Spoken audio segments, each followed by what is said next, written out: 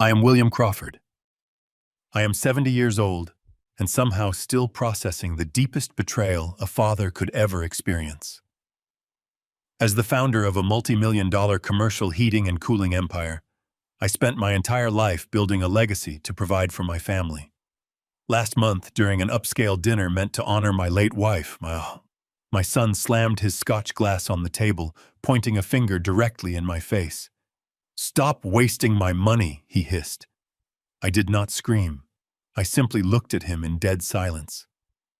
The very next day, I emptied every single bank account he thought he controlled, and I disappeared completely.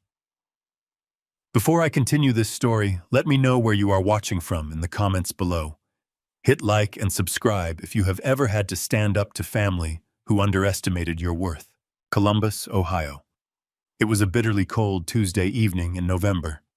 The kind of freezing wind that cuts straight through your overcoat and settles deep into your bones, much like the grief I still carried every single day.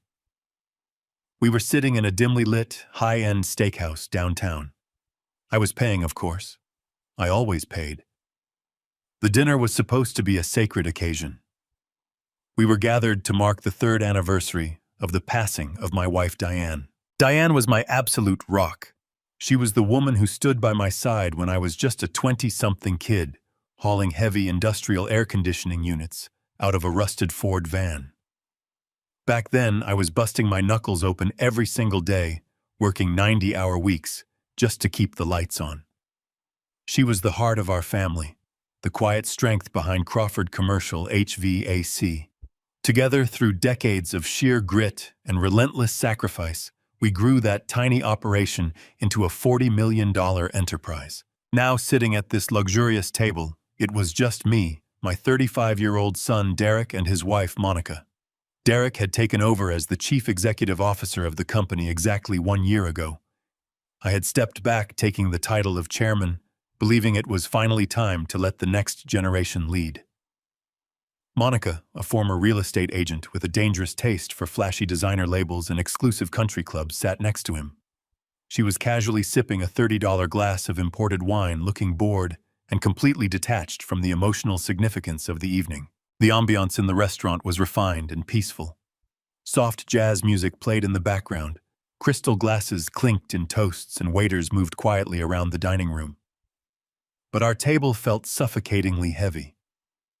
There was a palpable toxic tension hanging in the air that I had been trying to ignore for months. Derek had been acting strange, distant, and increasingly arrogant, but I had continuously made excuses for him. I told myself he was simply adjusting to the immense pressure of running a massive corporation. I was wrong. When the waiter cleared our main courses and poured the last of the wine, I felt it was the right moment to share a personal decision. It was a decision that had been bringing me a rare sense of comfort during a difficult week of mourning. I reached into the breast pocket of my tailored suit jacket and pulled out my personal leather-bound checkbook. I set it gently on the crisp white tablecloth. I looked directly at Derek, searching desperately for a trace of his mother in his eyes. "I have been thinking a lot about your mother this week," I said, keeping my voice steady, calm, and low. "You know how much she loved the St. Jude Community Church. That old building has been struggling with a collapsing roof for over 5 years. Diane always talked about fixing it for them. So to honor her memory tonight, I am going to write a check for $50,000 from my personal savings account to cover the complete restoration of the church roof." I expected a simple nod of approval. I expected perhaps a shared moment of grief, a quiet acknowledgement of the incredible woman who gave him life. I expected my son to understand that this was a deeply personal tribute to the very foundation of our family. Instead, the reaction I received was instantaneous, visceral, and violently explosive.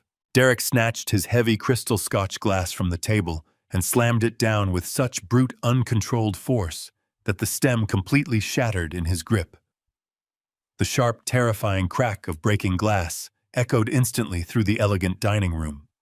Several patrons at nearby tables stopped their conversations and turned their heads in shock. Jagged shards of crystal ice cubes and amber liquid spilled wildly across the white linen, soaking into the pristine fabric like a dark, ugly stain. Derek leaned aggressively across the table, invading my personal space.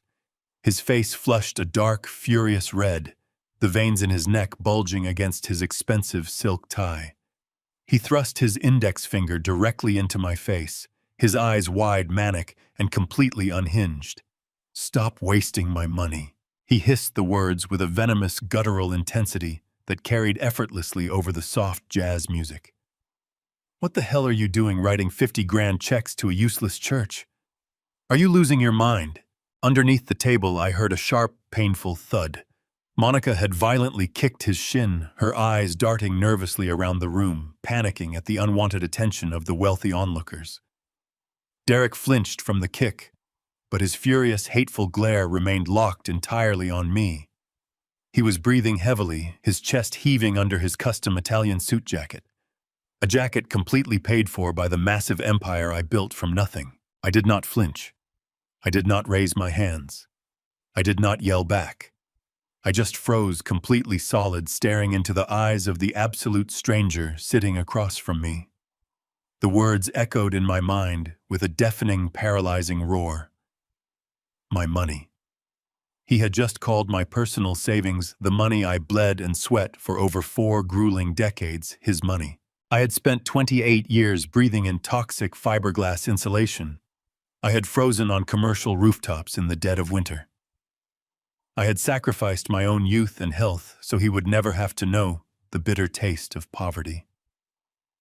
I stepped back from the daily grind for just 1 single year, and in that unbelievably short amount of time, his entitlement had mutated into something terrifyingly monstrous. He truly believed he owned my wealth. He truly believed he owned me. The silence that followed was suffocating. The entire restaurant seemed to hold its breath, waiting for the older man to explode, to cause a scene, to put the disrespectful son in his place. But I am not a man who fights in public. I am a man who observes, calculates, and executes. I slowly reached out, picked up my checkbook, and slid it back into my breast pocket. I did not utter a single word of defense or anger. I stood up slowly from the table, my posture perfectly straight. I reached into my wallet, pulled out 2 crisp $100 bills, and dropped them onto the soaked, glass-covered tablecloth to cover the ruined meal. I turned my back on my son and his wife.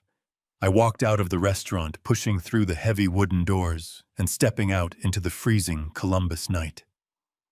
The chilling wind hit my face, but I barely felt it. My mind was completely clear. My heart, though broken, was beating with a cold, terrifying new purpose. I knew right then, without a shadow of a doubt, that the war for my life had already started. I would not be a victim. I would be the architect of their absolute and total destruction. I woke up before dawn the next morning. Decades of waking up at 4:30 to load trucks and review blueprints had permanently hardwired my internal clock. The house was painfully quiet. It was a massive, sprawling brick estate in Upper Arlington that Diane and I had purchased 20 years ago. Without her, it just felt like an empty museum. I brewed a pot of black coffee and sat at the kitchen island, watching the frost cling to the bare branches of the oak trees in the backyard. My mind was replaying the events of the previous night. Derek shattering the glass, the rage in his eyes, the terrifying sense of entitlement. My money, he had said. The coffee tasted like ash in my mouth. By 8 o'clock, the winter sun was barely breaking through the thick gray Ohio clouds. That was when the heavy brass knocker on my front door echoed through the silent hallway. I was not expecting anyone. I set my mug down slowly, walked across the expansive foyer, and I carefully opened the heavy front door. Derek and Monica were standing on my front porch. The freezing wind was whipping Monica's perfectly styled blonde hair across her face. Derek was holding a massive shrink-wrapped Harry and David fruit basket, complete with an oversized, ridiculous gold ribbon. He looked awful. His eyes were bloodshot, and his skin had the pale, clammy sheen of a man who had spent the entire night nursing a severe Scotch hangover. Monica, on the other hand, looked impeccably put together in a tailored cashmere coat holding a pair of expensive leather gloves. She wore a bright, incredibly forced smile that did not quite reach her eyes. "Dad." Derek said, his voice raspy and remarkably smaller than the booming roar he had used at the steakhouse. "Can we come in, please? We really need to talk to you." I stared at them for a long, heavy moment. My instincts, the same instincts that had saved my company from bankruptcy during 3 separate economic recessions, told me to shut the heavy wooden door right in their faces. But a good businessman never closes a door until he knows exactly what the person on the other side is trying to sell him. I stepped back silently, pulling the door wide to let the freezing air and my uninvited guests inside. They stepped into the warm foyer, bringing the scent of expensive perfume and nervous sweat with them. Derek practically shoved the heavy fruit basket into my hands.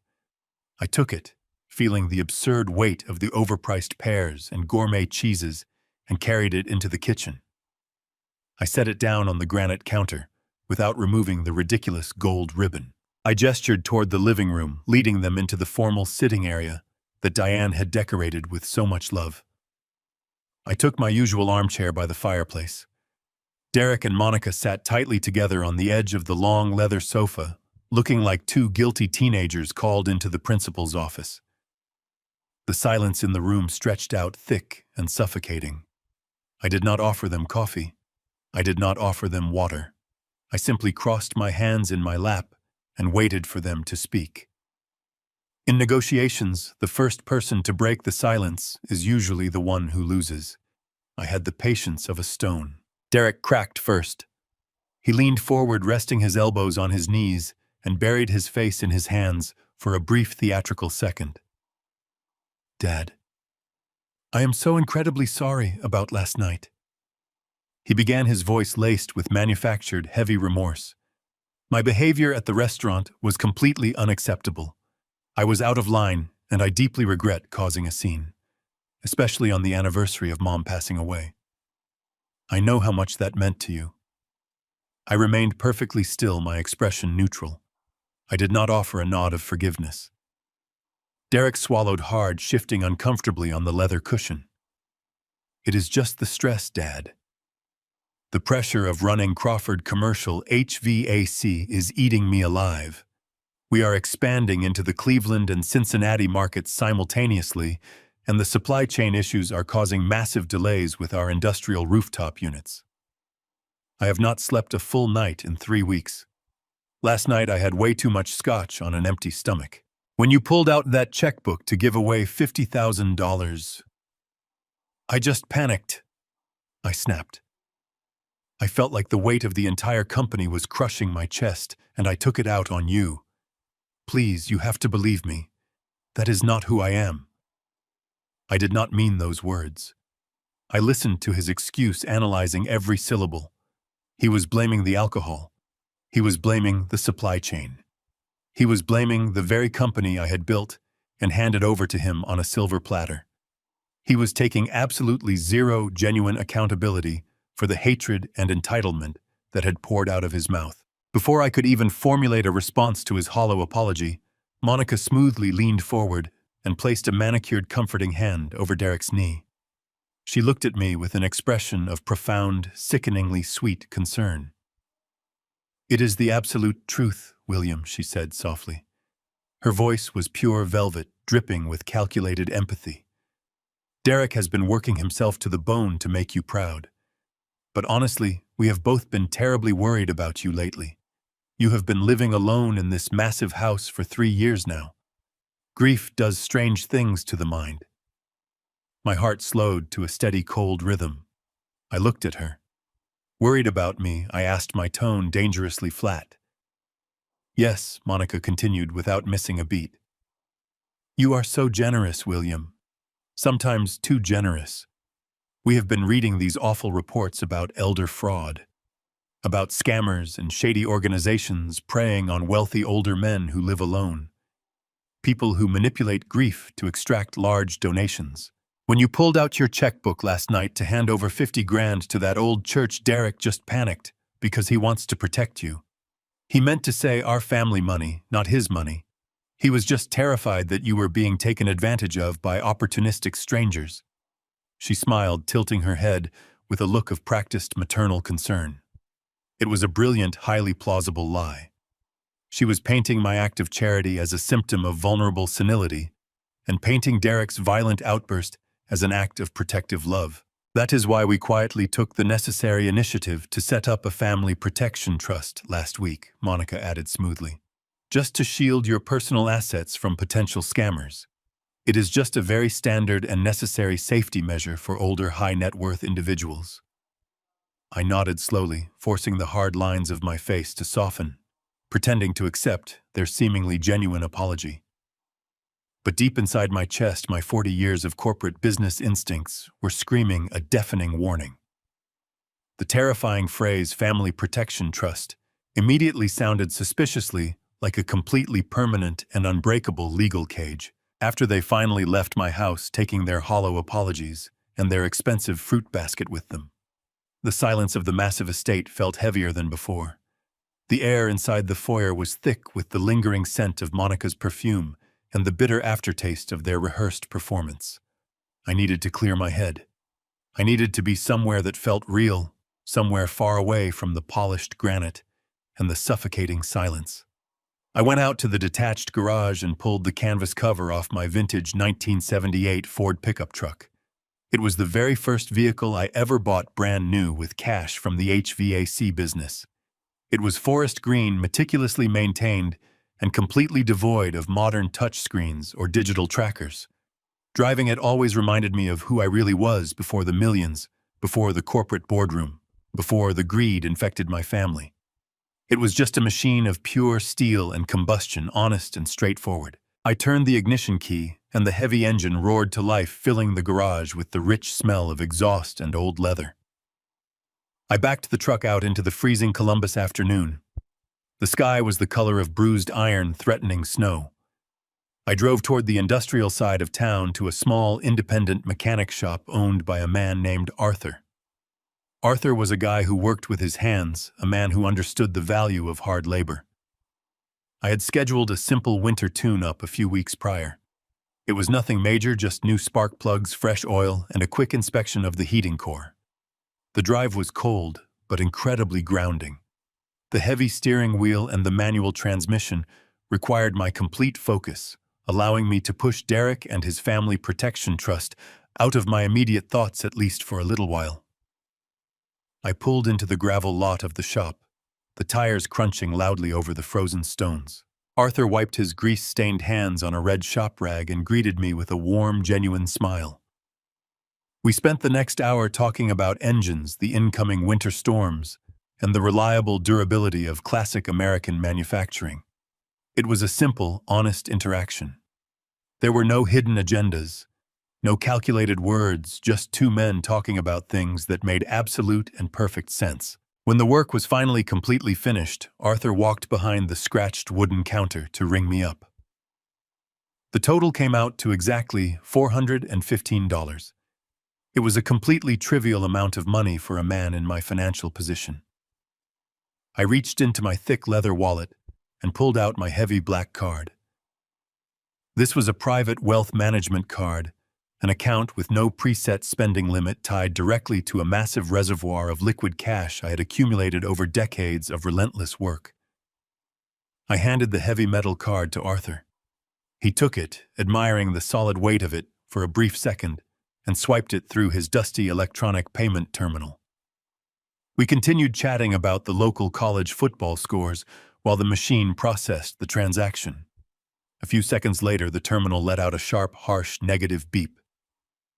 Arthur frowned, looking down at the small digital screen. He wiped the magnetic strip on his apron and swiped the card a second time.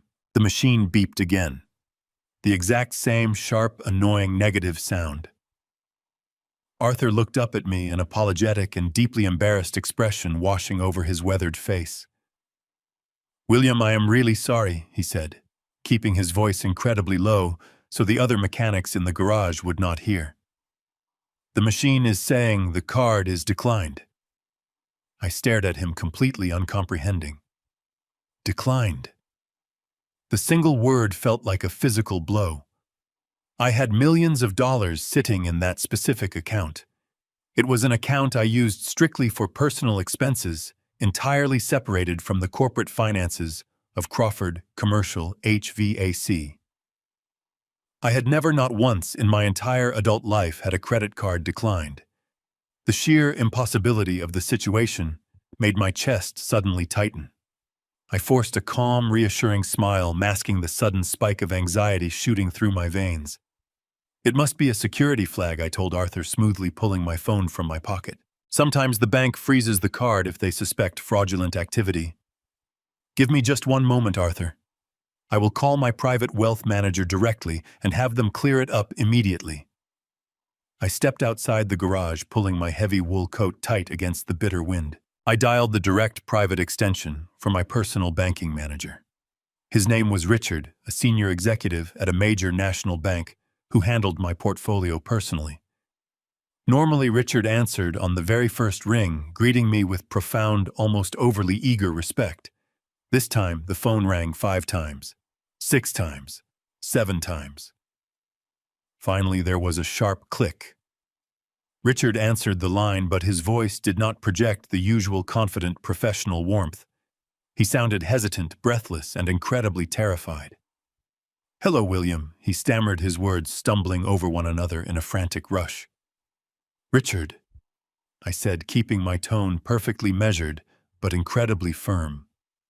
"I am standing at a mechanic shop in the freezing cold, and my primary card was just declined for a $400 charge. I need you to lift whatever security hold is currently blocking my funds right this second." The silence on the other end of the line was absolute and absolutely terrifying. I could actually hear Richard swallowing hard, taking a shaky, incredibly unsteady breath. "William, I am so sorry," he finally whispered, his voice trembling with genuine fear. "I cannot lift the hold. I no longer have the legal authorization to allow you access to those funds." The freezing wind whipped across the gravel lot, biting into my exposed skin. But the sudden cold I felt internally was infinitely worse. "What are you talking about, Richard? It is my account. It is my money." "William, please listen to me very carefully," Richard pleaded, his voice dropping to a frantic, hushed whisper. "First thing this morning, your son Derek and a team of 3 corporate attorneys walked directly into my office. They presented a binding court order signed by a local judge. Your accounts have not been flagged for fraud. Your accounts have been entirely frozen under a co-conservatorship order. Derek has been granted temporary emergency control over all your personal finances, a conservatorship. I am a perfectly healthy and capable man. My mind is completely sharp. My blood runs absolutely cold as the horrifying reality slams directly into my chest. The plausible lie from the morning completely shatters into a million jagged pieces right before my eyes. The Family Protection Trust was not designed to shield my money from outside scammers. It was a weapon designed to meticulously strip me of my independence.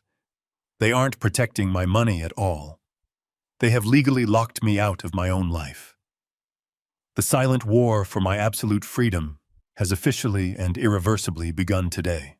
I hung up the phone and stood frozen in the biting winter wind. The gravel under my boots felt unsteady, as if the very earth had suddenly shifted on its axis. A conservatorship. The sheer magnitude of that legal maneuver echoed through my mind, drowning out the ambient noise of the busy mechanic shop behind me. Derek had not just frozen my personal checking accounts. He had executed a calculated, precise legal strike to strip me of my fundamental human autonomy.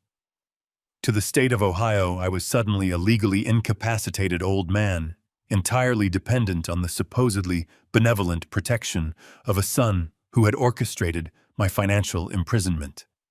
I did not waste time yelling at the sky or cursing my fate. Panic is a luxury reserved for the unprepared. Instead, I climbed back into the freezing cab of my 1978 Ford pickup truck. I slammed the heavy metal door shut, gripped the freezing steering wheel, and jammed the transmission into gear. I had to see the extent of the damage. I had to know exactly how far the infection had spread into the empire I had built from nothing. I drove straight toward the downtown business district, navigating the gray, slush-covered streets with mechanical precision. My destination was the massive glass and steel headquarters of Crawford Commercial, HVAC. I had laid the literal foundation for that building 20 years ago. I knew every structural beam, every ventilation shaft, and every hidden access panel. It was a monument to my life of relentless labor. But as the towering structure came into view against the bleak winter sky, it no longer looked like my crowning achievement. It looked like a fortress currently occupied by a hostile enemy force. I parked my truck in the adjacent parking garage, intentionally avoiding my reserved spot near the front entrance. I wanted to enter quietly, without drawing attention to my sudden arrival. I walked through the sliding glass doors and stepped into the expansive marble-floored lobby. The familiar hum of corporate activity washed over me. Phones were ringing softly at the reception desk. Employees in sharp suits walked briskly across the polished stone, and the low murmur of business deals filled the warm air. Nobody paid any special attention to the 70-year-old man walking toward the back corridor. I bypassed the main reception desk and headed directly for the private executive elevator bank. This was a secure access point, designed exclusively for top-tier management. I reached into my coat pocket and retrieved my heavy gold-trimmed founder badge.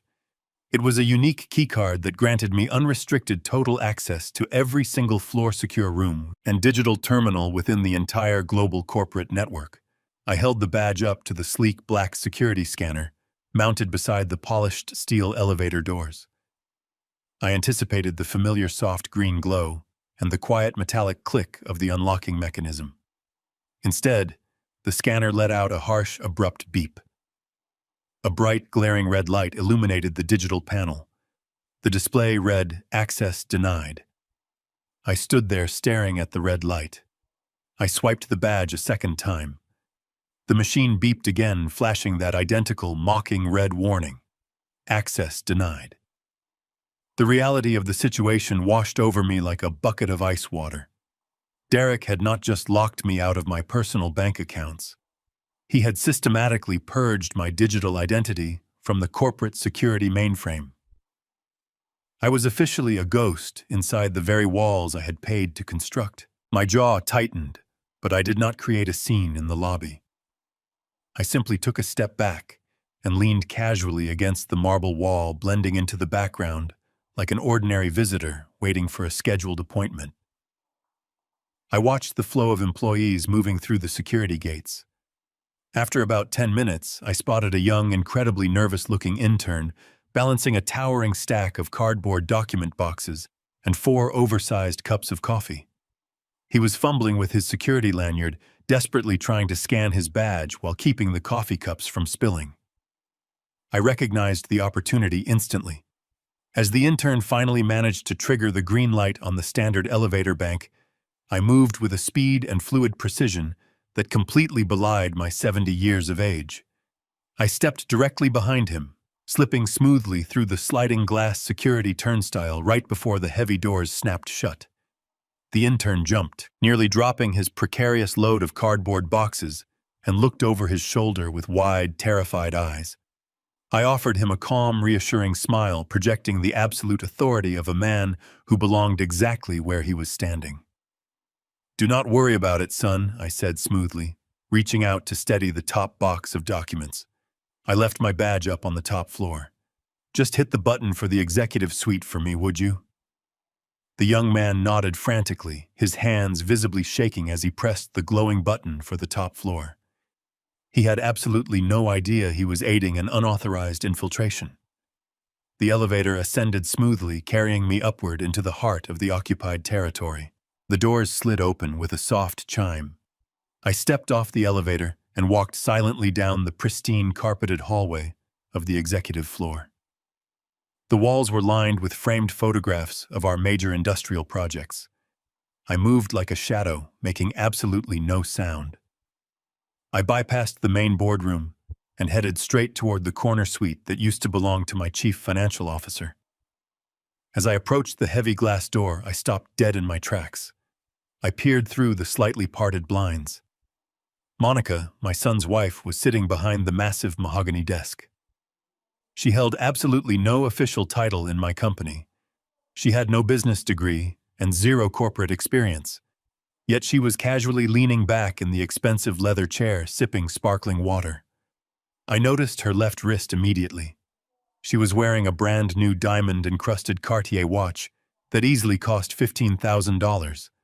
But the jewelry was not the most horrifying detail. Spread across the mahogany desk were several thick stacks of legal documents. I recognized the distinctive watermarks immediately. She was holding a heavy gold pen, casually signing real estate transfer deeds printed directly on my company's official letterhead. She was actively liquidating Crawford commercial property assets. They were quietly dismantling my entire corporate infrastructure, piece by piece, converting brick and steel into liquid cash without any oversight or legal board approval. She was selling off the physical warehouses and distribution centers I had purchased decades ago, likely funneling the massive profits into whatever offshore shadow accounts they had secretly established.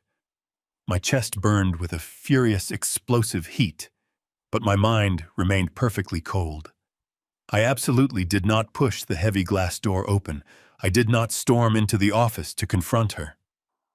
Confrontation without leverage is just noise, and I required absolute leverage. I memorized the scene, turned around, and walked silently back down the carpeted hallway. The silent, catastrophic war for my ultimate survival had officially begun. I got into my heavy vintage Ford and merged onto the interstate, heading far away from the polished glass and steel of the downtown business district. A light snow had just started to fall, coating the cold, gray Ohio highways. I knew better than to contact the corporate legal department at Crawford Commercial HVAC. Those lawyers were technically on my payroll, but their daily checks were now signed by Derek. I needed someone whose loyalty belonged exclusively to me. I needed a man who understood the dirty, brutal reality of corporate warfare and possessed the stomach to fight back. I drove 20 miles outside the city limits to a rusted neon-lit diner, sitting alone on a desolate stretch of highway. It was the kind of place where tired truck drivers drank burnt coffee and nobody asked any questions. I parked around the back and stepped inside. The air was thick with the smell of old cooking grease and cheap bacon. Sitting in the back corner booth, nursing a black coffee, was Rick Dalton. Rick was my former attack dog attorney. He had aggressively defended my company against frivolous lawsuits and hostile takeover attempts for over 30 years before retiring to a quiet life of fishing and bourbon. He possessed a brilliant legal mind and an absolute absence of moral hesitation when protecting his clients. I slid into the cracked vinyl booth across from him. He simply took a sip of his coffee and intensely studied my face. "You look like a man who just watched his own funeral," Rick said, his voice gravelly and low. I laid out the entire timeline with surgical precision. I told him about the horrific anniversary dinner, the shattered crystal glass, and the terrifying rage in Derek's eyes when he screamed about his money. I detailed the theatrical apology the next morning, the fruit basket, and Monica's smooth lie about setting up a family protection trust to shield me from elder fraud. I watched Rick's eyes narrow as I explained the declined card at the mechanic shop, the terrified bank manager, and the sudden reality of the court-ordered co-conservatorship.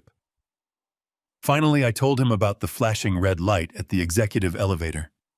I described sneaking up to the top floor and watching Monica, a woman with zero official corporate authority, casually signing commercial real estate transfer deeds on my company letterhead.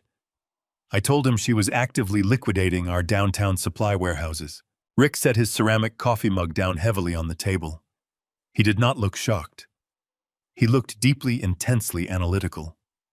"A conservatorship," Rick murmured, shaking his head slowly, in genuine disbelief.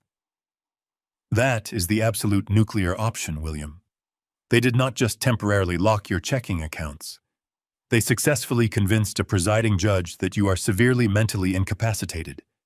They essentially legally declared that you are no longer a functioning adult capable of managing your own daily affairs. It takes extensive, rigorous documentation to pull a stunt like that off. They would absolutely need a licensed medical professional to sign a sworn affidavit confirming your severe cognitive decline. They have been meticulously planning this corporate and personal coup for many months. I need to know exactly how deep this treacherous knife goes, I said, keeping my voice incredibly steady despite the massive adrenaline spike pounding violently in my chest. I need to know exactly what they have stolen, and I need to know it right this second. Rick did not hesitate for a single moment. He reached into his worn leather briefcase and pulled out a battered laptop. He flipped it open right there on the sticky diner table, completely ignoring the young waitress who walked by to top off his mug. He connected to a secure, encrypted mobile hotspot and began typing furiously. The rapid clacking of the plastic keyboard was the only sound between us for several agonizing suspended minutes. Rick was entirely bypassing the standard public search engines, digging directly into the deeply buried county public records and restricted state judicial databases. I carefully watched the reflection of the glowing screen against his thick reading glasses. His jaw tightened remarkably. The Family Protection Trust is a real entity, Rick said, his eyes scanning the dense legal jargon rapidly scrolling across his monitor. But it is not a protective shield, William. It is a massive financial vacuum.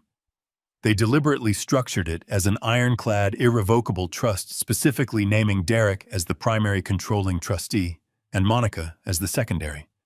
They have already aggressively funneled the vast majority of your liquid personal assets into it. The fraudulent conservatorship gave them the absolute legal authority to move your money instantly without requiring a single authorizing signature from you. You are completely legally locked out of your own life savings. But those commercial real estate transfers you clearly saw Monica signing, that is what truly worries me the absolute most. They are rapidly liquidating your prime commercial properties to immediately generate massive amounts of highly untraceable cash. Rick fell completely silent again, his fingers flying rapidly across the keys as he drastically shifted his search parameters. He swiftly opened a brand new tab, pulling up the secure county property tax assessments and residential deed records. He carefully typed in the specific address of my massive, sprawling brick estate located in Upper Arlington, the beautiful home where Diane and I had joyfully raised our entire family, the quiet home where I had slept peacefully just last night, the grand home I had completely and proudly paid off 20 full years ago. The digital loading icon spun in a continuous, agonizing circle for what felt like an absolute eternity. Finally, the page successfully populated with a dense, complicated block of official government text. Rick abruptly stopped typing. He took a slow, incredibly heavy breath and looked directly up at me. His expression was significantly grimmer than I had ever seen it in our entire 30-year professional relationship. "William," he said quietly, his voice carrying a dark weight that made my stomach instantly drop. "I need you to brace yourself." Rick turned the laptop completely around and slid it across the sticky table so it faced me directly. I looked straight down at the glowing screen. There, in stark black and white digital text, was the official deed to my Upper Arlington estate. But my name was completely gone. In its place, listed as the absolute sole owners of the property, were Derek and Monica Crawford. The date of the fraudulent transfer was stamped clearly at the bottom. It had been executed 3 weeks ago. My signature had been entirely flawlessly forged. My blood ran completely cold. The chilling reality of my dire situation finally crystallized with absolute, terrifying clarity. I did not just lose my company or my bank accounts. I had literally lost my only physical sanctuary. If I went back to that house right now and angrily confronted them with this profound, unforgivable betrayal, they would not just simply ignore me. They could legally evict me on the very spot, call the local police, and have me immediately arrested for trespassing in what used to be my own home. I walked out of that greasy diner with Rick Dalton's grim warning ringing in my ears. The freezing night air hit my face, but I felt absolutely nothing. My own son had forged my signature. He had stolen the very house where his mother had rocked him to sleep. If I drove back to my estate right now, I would be walking into a legal trap. Derek and Monica could have me arrested for trespassing. I climbed into the cab of my vintage pickup truck and drove to a modest motel on the edge of the county line, paying in cash. I sat on the lumpy mattress and stared at the wall. Panic is the ultimate enemy of logic. I had to dismantle Derek's illusion of absolute control. To do that, I needed the undeniable proof of his corporate theft. Derek always looked at me like I was an obsolete dinosaur. He genuinely believed that because I did not understand modern cloud computing, I was completely blind to the internal mechanics of the company. He thought his newly installed corporate firewalls and digital tokens had permanently locked me out of the accounting systems. He had successfully deactivated my administrative keycard and revoked my remote access passwords. But Derek was arrogant, and arrogance breeds catastrophic oversights. He had completely forgotten the foundational history of the building. 20 years ago, I personally oversaw the installation of the original internal server architecture. Before cloud storage became the corporate standard, we relied on a heavily fortified physical mainframe located deep in the concrete basement of the headquarters. When we transitioned to newer systems, I mandated that the core mainframe remain actively tethered to the network as a fail-safe redundancy. I had my engineers install a hardwired master override protocol. It was an off-the-grid access terminal bypassing every external firewall. It was strictly tied to my physical biometrics. I did not need a digital password. I just needed my own body. I reached out to Mike Navarro, a highly resourceful private investigator. I kept on retainer for years. I met Navarro in the deserted parking lot of a grocery store at midnight. I did not give him the emotional details of my son betraying me. I handed him an envelope of cash and told him I needed a military-grade encrypted hard drive with the highest possible transfer speed. Navarro nodded, handed over a heavy black metal casing, and drove away without asking a single question. I sat in my truck, watching the dashboard clock slowly tick forward. I needed the building to be completely abandoned. I needed the late-night cleaning crews to finish their rounds. I waited until the digital numbers glowing on my dashboard clicked to exactly 2 o'clock in the morning. Then I put the truck in gear and drove back toward the glass and steel fortress I had built. I parked 2 blocks away in a dark alleyway. I pulled the collar of my heavy wool coat up and walked briskly toward the rear loading docks of the Crawford headquarters. Derek had recently spent hundreds of thousands of dollars upgrading the perimeter security, installing high-definition cameras and motion sensors at every main entrance. But he did not know about the old maintenance tunnel. Back when the building was first constructed, I insisted on a subterranean service corridor that connected the primary electrical grid to the municipal storm drains. The entrance was hidden behind a rusted industrial dumpster, completely out of the sightline of his fancy new cameras. I slipped behind the steel bin and found the old iron grate. I pulled a heavy crowbar from my coat, jammed it under the iron edge, and pulled with all the strength my 70-year-old arms could muster. The grate groaned and lifted. I slid down into the damp darkness of the tunnel. I navigated the narrow passage using a small tactical flashlight, my boots splashing softly against the shallow puddles. I reached the heavy reinforced steel door at the end of the tunnel. This was the true back door into the facility, a door that did not rely on modern electronic keypads. I reached into my pocket, pulled out a heavy brass skeleton key I had carried for 2 decades, and slid it into the mechanical lock. The tumblers clicked perfectly into place. I pulled the door open and stepped silently into the sub-basement of the Crawford headquarters. The air down here was cold, dry, and heavily filtered. The ambient hum of massive cooling fans echoed off the concrete walls. I walked through the dimly lit corridors, bypassing the massive electrical panels. I headed straight for the central server room. It was a standalone concrete bunker secured behind a thick security door. I approached the access panel. It was an older model untouched by Derek's technological renovations. I placed my right hand onto the glass surface of the scanner. A thin line of red light slowly swept across my palm, mapping the unique ridges of my fingerprints. The machine let out a mechanical hum, processing the physical data. Next, a small digital lens extended from the wall panel. I leaned forward, aligning my right eye with the glowing green targeting reticle. The scanner pulsed, casting a bright beam of light directly into my pupil. It was analyzing the complex vascular structure of my retina cross, referencing the biological markers against the foundational code of the master override protocol. For 3 agonizingly long seconds, the terminal remained entirely silent. My heart pounded heavily against my ribs. If the engineers had dismantled this system without telling me, the silent alarms would trigger immediately. I would be trapped in the basement waiting for the police to arrive and arrest me for corporate espionage in my own building. Then the heavy steel door emitted a loud, satisfying electronic clack. A thick green light illuminated the access panel. The heavy deadbolts retracted smoothly into the walls. I grabbed the handle and pulled the door open. I stepped into the freezing server room. Rows of towering black server racks stood like silent sentinels, blinking with thousands of tiny blue and green lights. The noise of the cooling units was deafening, but to me it sounded like absolute victory. I walked to the console at the center of the room.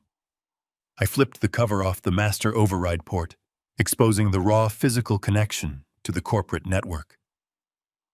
I unzipped my coat, pulled out the military-grade encrypted hard drive Navarro had provided, and plugged the thick black cable directly into the mainframe terminal. A command prompt instantly booted on the dusty monitor. The system had successfully recognized my biometric authority. I was fully in. I typed in a rapid sequence of legacy command codes, bypassing Derek's modern accounting software and diving straight into the raw, unfiltered root directories. I targeted the hidden financial folders, the deeply buried files that Derek thought he had perfectly concealed. I hit the execution. The progress bar flashed onto the screen. I stood alone in the freezing basement, watching the digital numbers climb as I systematically began downloading the last 12 months of Derek's secret shadow accounting. The blue glow of the progress bar crept across the monitor like a glacier. I stood in the freezing chill of the sub-basement, my breath forming faint white clouds in the highly filtered air. The military-grade hard drive hummed quietly, digesting massive blocks of compressed financial data. I knew the complete transfer would take at least 20 minutes. 20 minutes was a dangerous eternity when you were infiltrating your own corporate headquarters in the dead of night. To pass the agonizing time and to satisfy the burning anxiety in my chest, I opened a secondary window on the terminal. I bypassed the main directory and manually accessed the raw data packets filtering through the network bridge. I wanted to see exactly what Derek had been hiding behind his fabricated firewalls. I opened the master ledger for the third quarter. The spreadsheet populated instantly, filling the screen with thousands of individual line items. At a casual, superficial glance, everything looked perfectly normal. The payroll distributions were accurate. The standard supplier invoices matched the quarterly projections. The overhead costs for our distribution centers aligned with historical averages. Derek had hired someone incredibly skilled to paint this beautiful, fraudulent picture. But I did not build a $40 million empire by looking at the surface. I knew the intricate rhythm of this company better than I knew my own heartbeat. I isolated the outgoing vendor payments and filtered them by origination date, specifically targeting the exact month Derek officially assumed the role of Chief Executive Officer. The true story emerged almost immediately.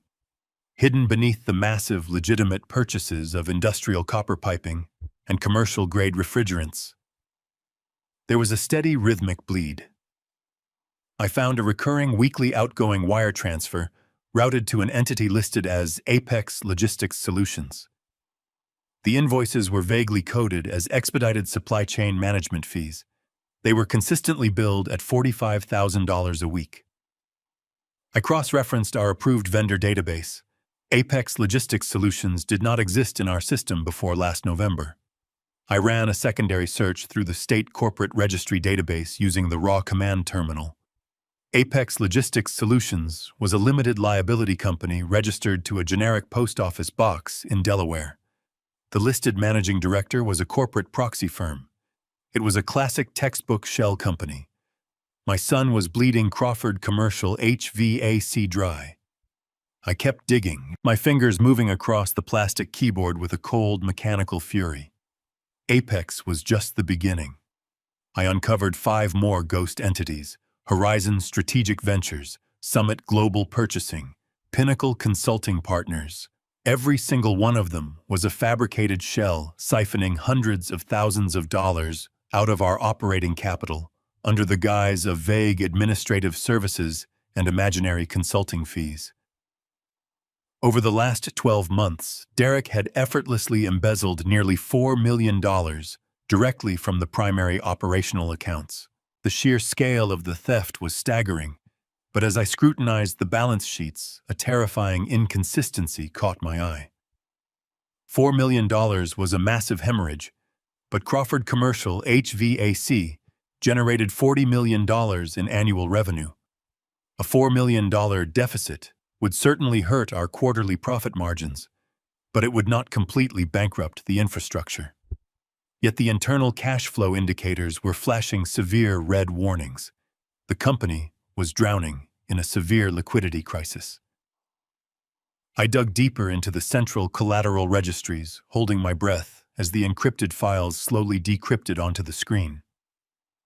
What I found next made the physical embezzlement look like a minor administrative error. Derek was not merely stealing cash to fund his luxurious lifestyle. He was actively utilizing the entire corporate entity as collateral. I opened a deeply buried directory labeled Offshore Liabilities. My son had taken the physical assets of Crawford Commercial HVAC, the heavy machinery, the sprawling distribution warehouses, the fleet of 300 service trucks, and he had legally pledged them against massive, highly leveraged offshore margin accounts. He was borrowing tens of millions of dollars from unregulated international financial institutions, using the lifeblood of my company to guarantee the massive loans. He was funneling the borrowed capital into high-risk, incredibly volatile foreign exchange markets and aggressive short-term investment strategies. He was playing the ultimate game of financial roulette gambling with the foundation of the empire I had sacrificed my life to build. If those offshore margin calls suddenly failed, the international lenders would legally seize every asset tied to the Crawford name. They would take the warehouses. They would take the trucks. They would take the tools right out of my employees' hands. Derek had effectively strapped a massive financial bomb to the very core of the company, and the timer was ticking down rapidly. My chest tightened with a suffocating, blinding rage. I gripped the edge of the metal server rack, my knuckles turning completely white. He had looked me straight in the eye at that high-end steakhouse, slammed his crystal glass on the table, and screamed about me wasting his money. He was projecting his own catastrophic financial ruin directly onto me. He needed the Family Protection Trust to absorb my personal wealth because he had decimated the corporate wealth. The progress bar on the monitor finally hit 100%. A green notification box popped onto the screen confirming the massive data transfer was completely successful. I ejected the military-grade hard drive from the port and slipped it deep into the inside pocket of my thick winter wool coat. I closed the raw command terminal, wiping my digital footprint from the master override registry to ensure Derek's technology team would never realize I had breached their fortress. I sealed the access port tight and stepped back into the dark, freezing concrete corridor of the sub-basement. The heavy steel security door clicked shut loudly behind me, re-engaging the massive internal deadbolts automatically with a heavy thud. I finally possessed the raw financial data. I possessed the undeniable proof of his offshore financial fraud and the devastating, reckless collateralization of my entire life's work. I could hand this encrypted hard drive to the federal authorities in the morning and watch my son be carried away from his office in steel handcuffs. But the raw financial data alone was simply not enough. The accounting ledgers definitively proved the underlying mechanics of the corporate theft, but they completely failed to reveal their tactical strategy. Derek and Monica had successfully orchestrated a fraudulent medical conservatorship to strip away my human rights and steal my home. They obviously possessed a specific, meticulously coordinated physical plan to remove me from the daily equation permanently. I desperately needed to know exactly when they intended to execute their final devastating blow against me. I needed to know their exact timeline before they could manage to blindside me again with another devastating legal or medical attack. I could not simply leave the building tonight and passively wait for their invisible trap to suddenly spring completely shut around my neck. I needed active ears directly inside the executive suite. I absolutely needed to hear every single spoken word they exchanged in the complete, undisturbed privacy of that massive, luxurious corner office. I slipped the heavy encrypted hard drive deeper into my thick wool coat and turned my back on the glowing server banks. The concrete sub-basement was eerily quiet as I retraced my steps through the dimly lit corridors. I had secured the raw financial data, but data was merely a historical record of what Derek had already stolen. I needed forward intelligence. I needed the tactical blueprint of their next move against me. To get that, I had to ascend into the belly of the beast. I bypassed the main service elevator, knowing its digital tracking log would record any movement even with an override command. Instead, I moved toward the central concrete stairwell. The heavy steel fire door groaned slightly as I pulled it open. I began the arduous climb to the top floor of the corporate headquarters. The physical exertion burned in my 70-year-old lungs, but the cold fury radiating through my veins pushed me upward. I climbed past the manufacturing floors, the logistics departments, and the human resources divisions. Every floor represented a distinct chapter of my life, a piece of the sprawling empire I had built with my bare hands and endless sacrifice. Now it was entirely occupied by a son who viewed my legacy as his personal slush fund. I reached the heavy fire doors of the executive level. The corridor beyond was pitch black, illuminated only by the faint ambient glow of emergency exit signs. The thick plush carpeting completely absorbed the sound of my heavy winter boots as I moved silently down the hallway. I passed the boardroom and the senior vice president's suites, keeping my eyes fixed firmly on the massive double doors at the far end of the hall. Derek's corner office, the nerve center of his fraudulent operation. The door was locked with a modern biometric deadbolt, a costly security upgrade he had installed immediately after taking over my position as chief executive officer. He genuinely believed that modern technology made him invincible. He forgot that I was the man who oversaw the installation of the very doors he stood behind. I reached into my pocket and retrieved a small specialized magnetic bypass key. Navarro had provided it to me weeks ago when my suspicions first began to materialize. I slid the thin strip of magnetized metal directly into the microscopic gap between the digital strike plate and the door frame. I wiggled it gently, applying precise pressure until I heard the faint, satisfying click of the mechanical tumbler releasing. The heavy wooden door swung inward on silent hinges.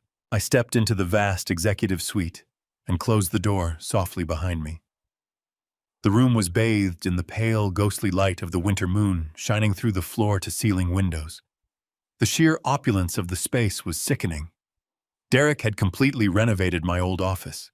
He had torn out my practical oak desk and replaced it with a massive slab of imported Italian marble.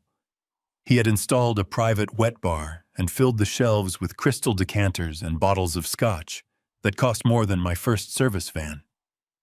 He was living like a billionaire king on the edge of a catastrophic financial precipice. I walked deliberately across the room and stood directly behind his marble desk.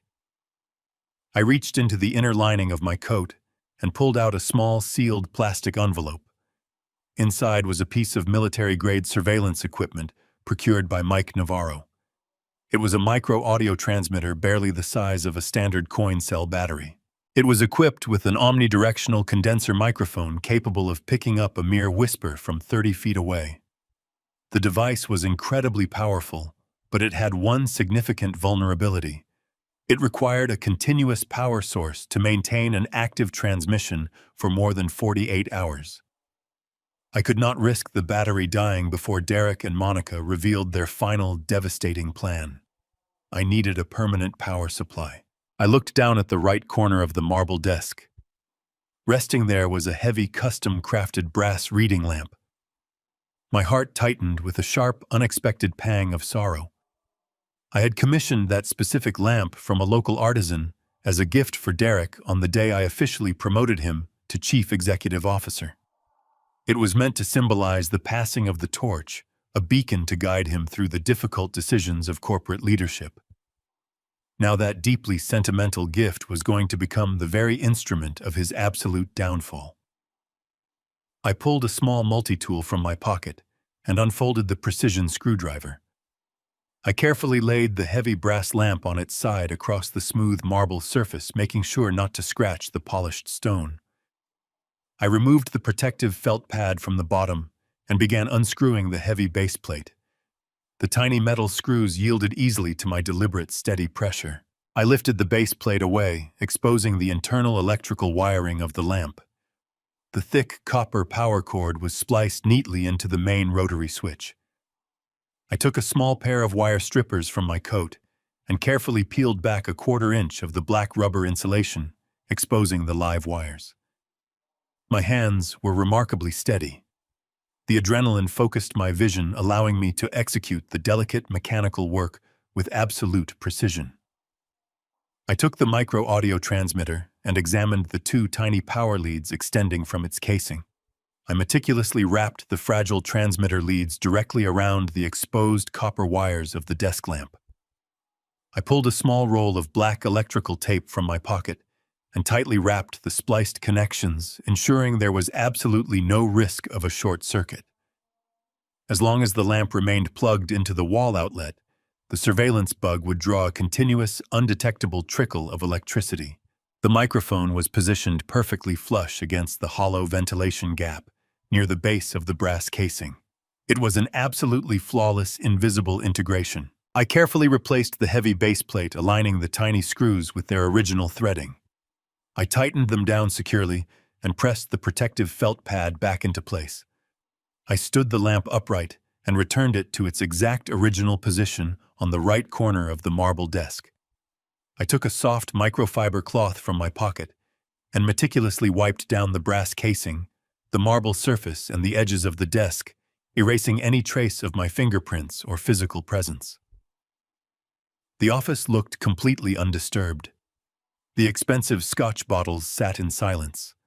The leather chairs remained perfectly aligned. Derek would walk into this room in a few hours, completely oblivious to the fact that his father had turned his sanctuary into a live broadcasting station. I turned my back on the executive suite and slipped quietly back into the darkened hallway. I retraced my steps with calculated speed, moving down the central stairwell and back into the freezing concrete sub-basement. I pushed the heavy iron grate aside and crawled through the maintenance tunnel, emerging behind the rusted industrial dumpster. The freezing winter wind bit into my face as I walked quickly through the dark alleyways heading back to my vintage pickup truck. I climbed into the freezing cab and locked the heavy metal doors. My breathing was heavy, my muscles aching from the intense physical and emotional strain of the infiltration. But I could not rest. I reached into the glove compartment and pulled out the small black receiver unit Navarro had provided with the transmitter. I plugged a single molded earpiece into the jack and secured it firmly in my right ear. I flipped the power switch on the side of the receiver. The small digital screen glowed bright red, indicating a strong active connection. A soft crystal-clear hiss of static filled my ear. I reached over and tapped the volume dial. I could hear the faint, distant hum of the building's massive heating system filtering through the microphone. I could hear the subtle shifting of the ambient air pressure inside the corner office. The audio feed was absolutely flawless. I leaned back against the worn leather seat of my truck, staring through the frost-covered windshield at the towering glass headquarters across the street. The digital clock on my dashboard read 3:30 in the morning. I had the financial data. I had the live surveillance feed. The trap was set. Now, I sit in the freezing darkness and wait for them to speak. For 3 agonizing days, I lived entirely inside the cab of my vintage Ford pickup truck. I parked in the back corner of a busy coffee shop parking lot, completely blending in with the daily flow of morning commuters and delivery vans. The spot gave me a perfect unobstructed view of the Crawford commercial headquarters just down the street. The weather had turned brutally unforgiving. A relentless freezing sleet battered the windshield, layering the glass in a thick sheet of gray ice. I kept the engine running just enough to prevent the heater core from freezing over, surviving on bitter black coffee and stale protein bars. My entire existence had been violently reduced to the continuous soft hiss of static playing through the molded plastic earpiece secured firmly in my right ear. I was a phantom haunting the perimeter of my own stolen empire. The micro-audio transmitter I had meticulously wired into Derek's brass reading lamp functioned with terrifying perfection. The microphone was incredibly sensitive. I could hear the faint scratching of his expensive fountain pen against paper. I could hear the subtle shifting of his leather executive chair. I could hear every single mundane corporate conversation, every supply chain complaint, and every routine vendor negotiation. Listening to my son play the role of the visionary chief executive officer made my stomach churn with a sickening blend of profound sorrow and escalating rage. He sounded so incredibly confident, projecting the false authority of a self-made man, completely ignoring the fact that he was standing on the foundation of my lifetime of grueling labor. But I did not let my focus waver for a single second. Patience is the ultimate weapon of an experienced hunter. I knew they would eventually slip. I knew the silence would break. On the afternoon of the third day, the freezing sleet finally transitioned into a heavy, blinding snowstorm. The sky above Columbus darkened prematurely, casting a grim, oppressive shadow over the sprawling industrial district. The coffee shop parking lot began to empty out as people rushed home to escape the treacherous road conditions. I remained perfectly still in the driver's seat, my hands resting heavily on the cold steering wheel. I adjusted the volume dial on the black receiver unit resting on the passenger seat, amplifying the audio feed to block out the rhythmic thumping of the truck windshield wipers. Derek was wrapping up a phone call with a regional logistics manager, discussing delays in commercial freight shipping. His tone was dismissive and arrogant, lacking the fundamental respect required to manage a blue-collar workforce. I shook my head in the dark cabin of the truck. He fundamentally misunderstood the mechanics of respect. When the call finally disconnected, a brief, heavy silence settled over the executive corner office. Then I heard the unmistakable sound of the heavy wooden door swinging open. The biometric deadbolt clicked loudly, signaling an authorized entry. The sharp, rapid clicking of high heels echoed sharply across the imported marble floor.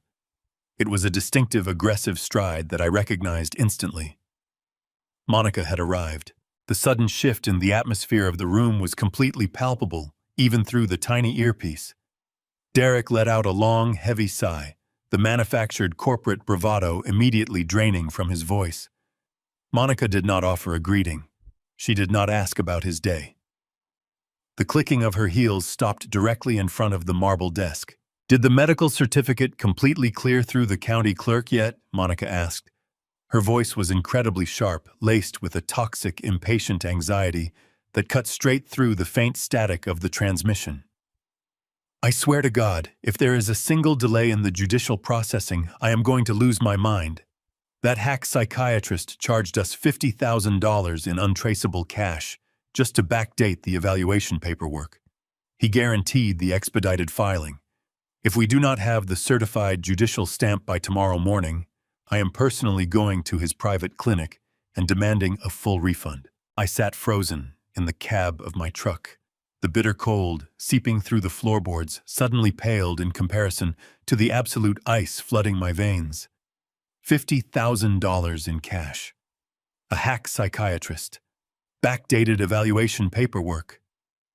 My mind raced rapidly, piecing together the horrifying fragments of their calculated conversation. I tightened my grip on the steering wheel, my knuckles turning completely white against the worn green leather. They had not just manipulated the legal system with a standard family trust. They had orchestrated a highly illegal, profoundly malicious medical conspiracy. They had literally purchased a fraudulent medical diagnosis from a corrupt physician to scientifically validate their fabricated claims of my mental incompetence. Derek let out a low, incredibly dark chuckle. It was a sound completely devoid of any human empathy or familial loyalty. It was the sound of pure, unadulterated greed securing a permanent victory. "Relax," Monica Derrick replied, his voice dripping with arrogant, overwhelming satisfaction. "You worry entirely too much." The cash payment completely secured his total cooperation.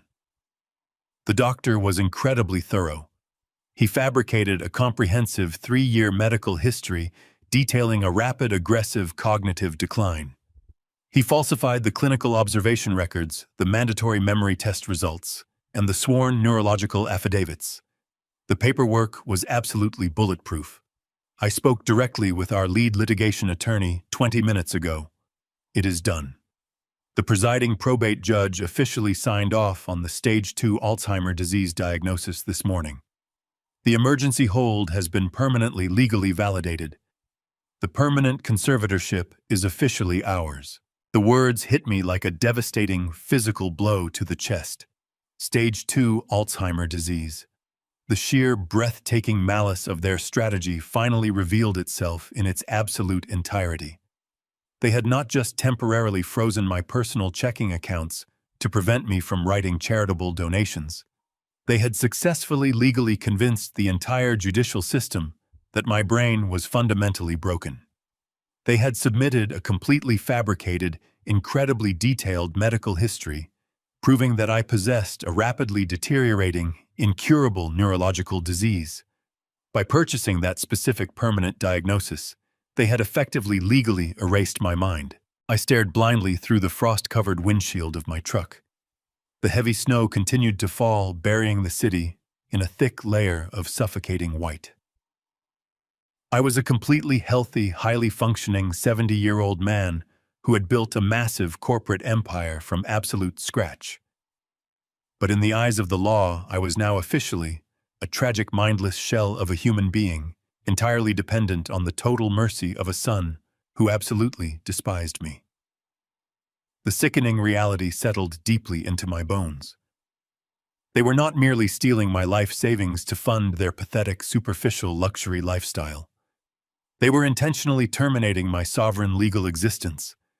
They had effectively buried me alive inside a permanent, unbreakable medical cage. Once they officially locked me inside an underfunded dementia ward, nobody would ever believe a single word I said. Any desperate plea for help would be dismissed as the tragic rambling of an old man. They bought a fake medical diagnosis to strip away my human rights. The permanent conservatorship was theirs. For 3 agonizing days, I lived entirely inside the cab of my vintage Ford pickup truck. I parked in the back corner of a busy coffee shop parking lot, completely blending in with the daily flow of morning commuters and delivery vans. The spot gave me a perfect, unobstructed view of the Crawford commercial headquarters just down the street. The heavy snow continued to fall, completely blanketing the windshield in a thick, suffocating layer of white ice. I sat perfectly still in the freezing darkness, my breathing shallow.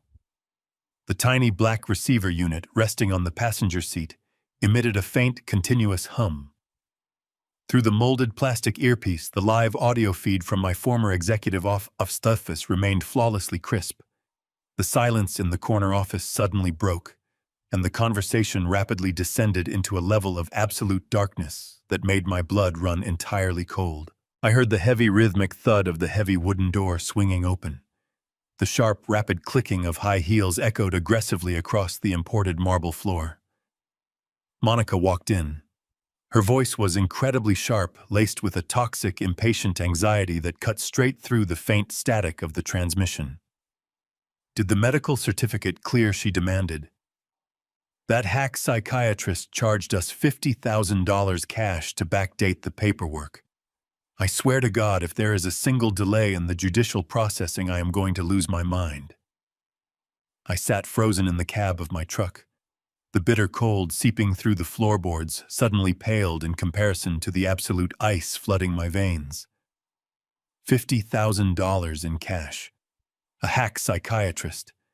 Backdated evaluation paperwork. My mind raced rapidly, piecing together the horrifying fragments of their calculated conversation.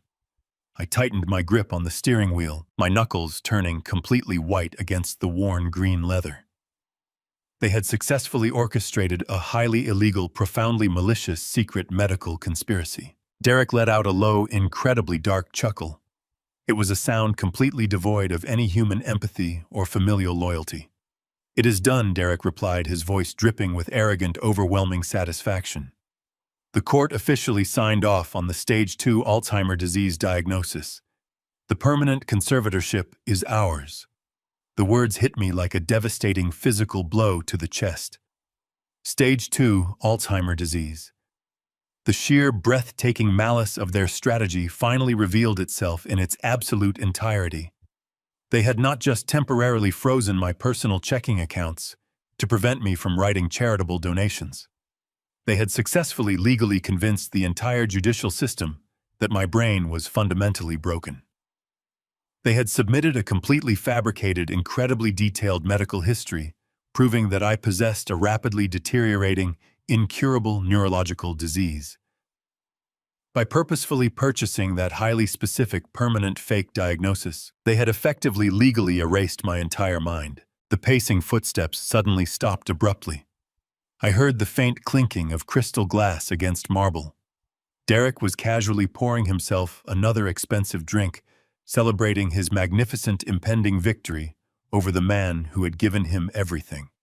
"The final logistical phase is completely mapped out and firmly secured," Derek said.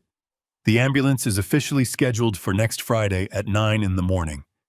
They will pick the old man up and take him directly to the lockdown dementia ward at Shady Pines." Shady Pines. The mere utterance of that specific facility name sent a violently cold tremor straight down my spine. It was a notoriously grim, severely underfunded state facility located deep in the forgotten industrial edge of the neighboring county. It was an overcrowded, profoundly bleak concrete fortress, deliberately designed exclusively for the completely forgotten and the desperately destitute. It was a terrible place where severely incapacitated wards of the state were heavily medicated and locked away behind reinforced steel doors and frosted safety glass.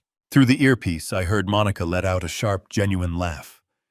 It was a vicious, glittering sound that echoed around the cavernous executive suite. Shady Pines. Monica repeated, her voice dripping with profound amusement and absolute malice. "That is absolutely brilliant, my Derek. Once he is securely locked in the memory ward, nobody will believe a word he says. If he tries to report us for corporate embezzlement, the underpaid nursing staff will simply sedate him and document it as a severe paranoid delusion. He will be entirely neutralized. The physical extraction on Friday morning is merely the final operational cleanup," Derek stated smoothly. "We wire the $12 million in cash to the hidden Cayman accounts on Thursday night and file for corporate bankruptcy on Monday. The entire commercial entity will instantly collapse under the massive weight of the highly leveraged offshore margin debt. We will publicly claim that the old man severely mismanaged the corporate supply chain during his rapid cognitive decline." I squeezed my two eyes tightly shut against the blinding panic. The sheer, breathtaking cruelty of their meticulous strategy was almost entirely impossible to fully comprehend.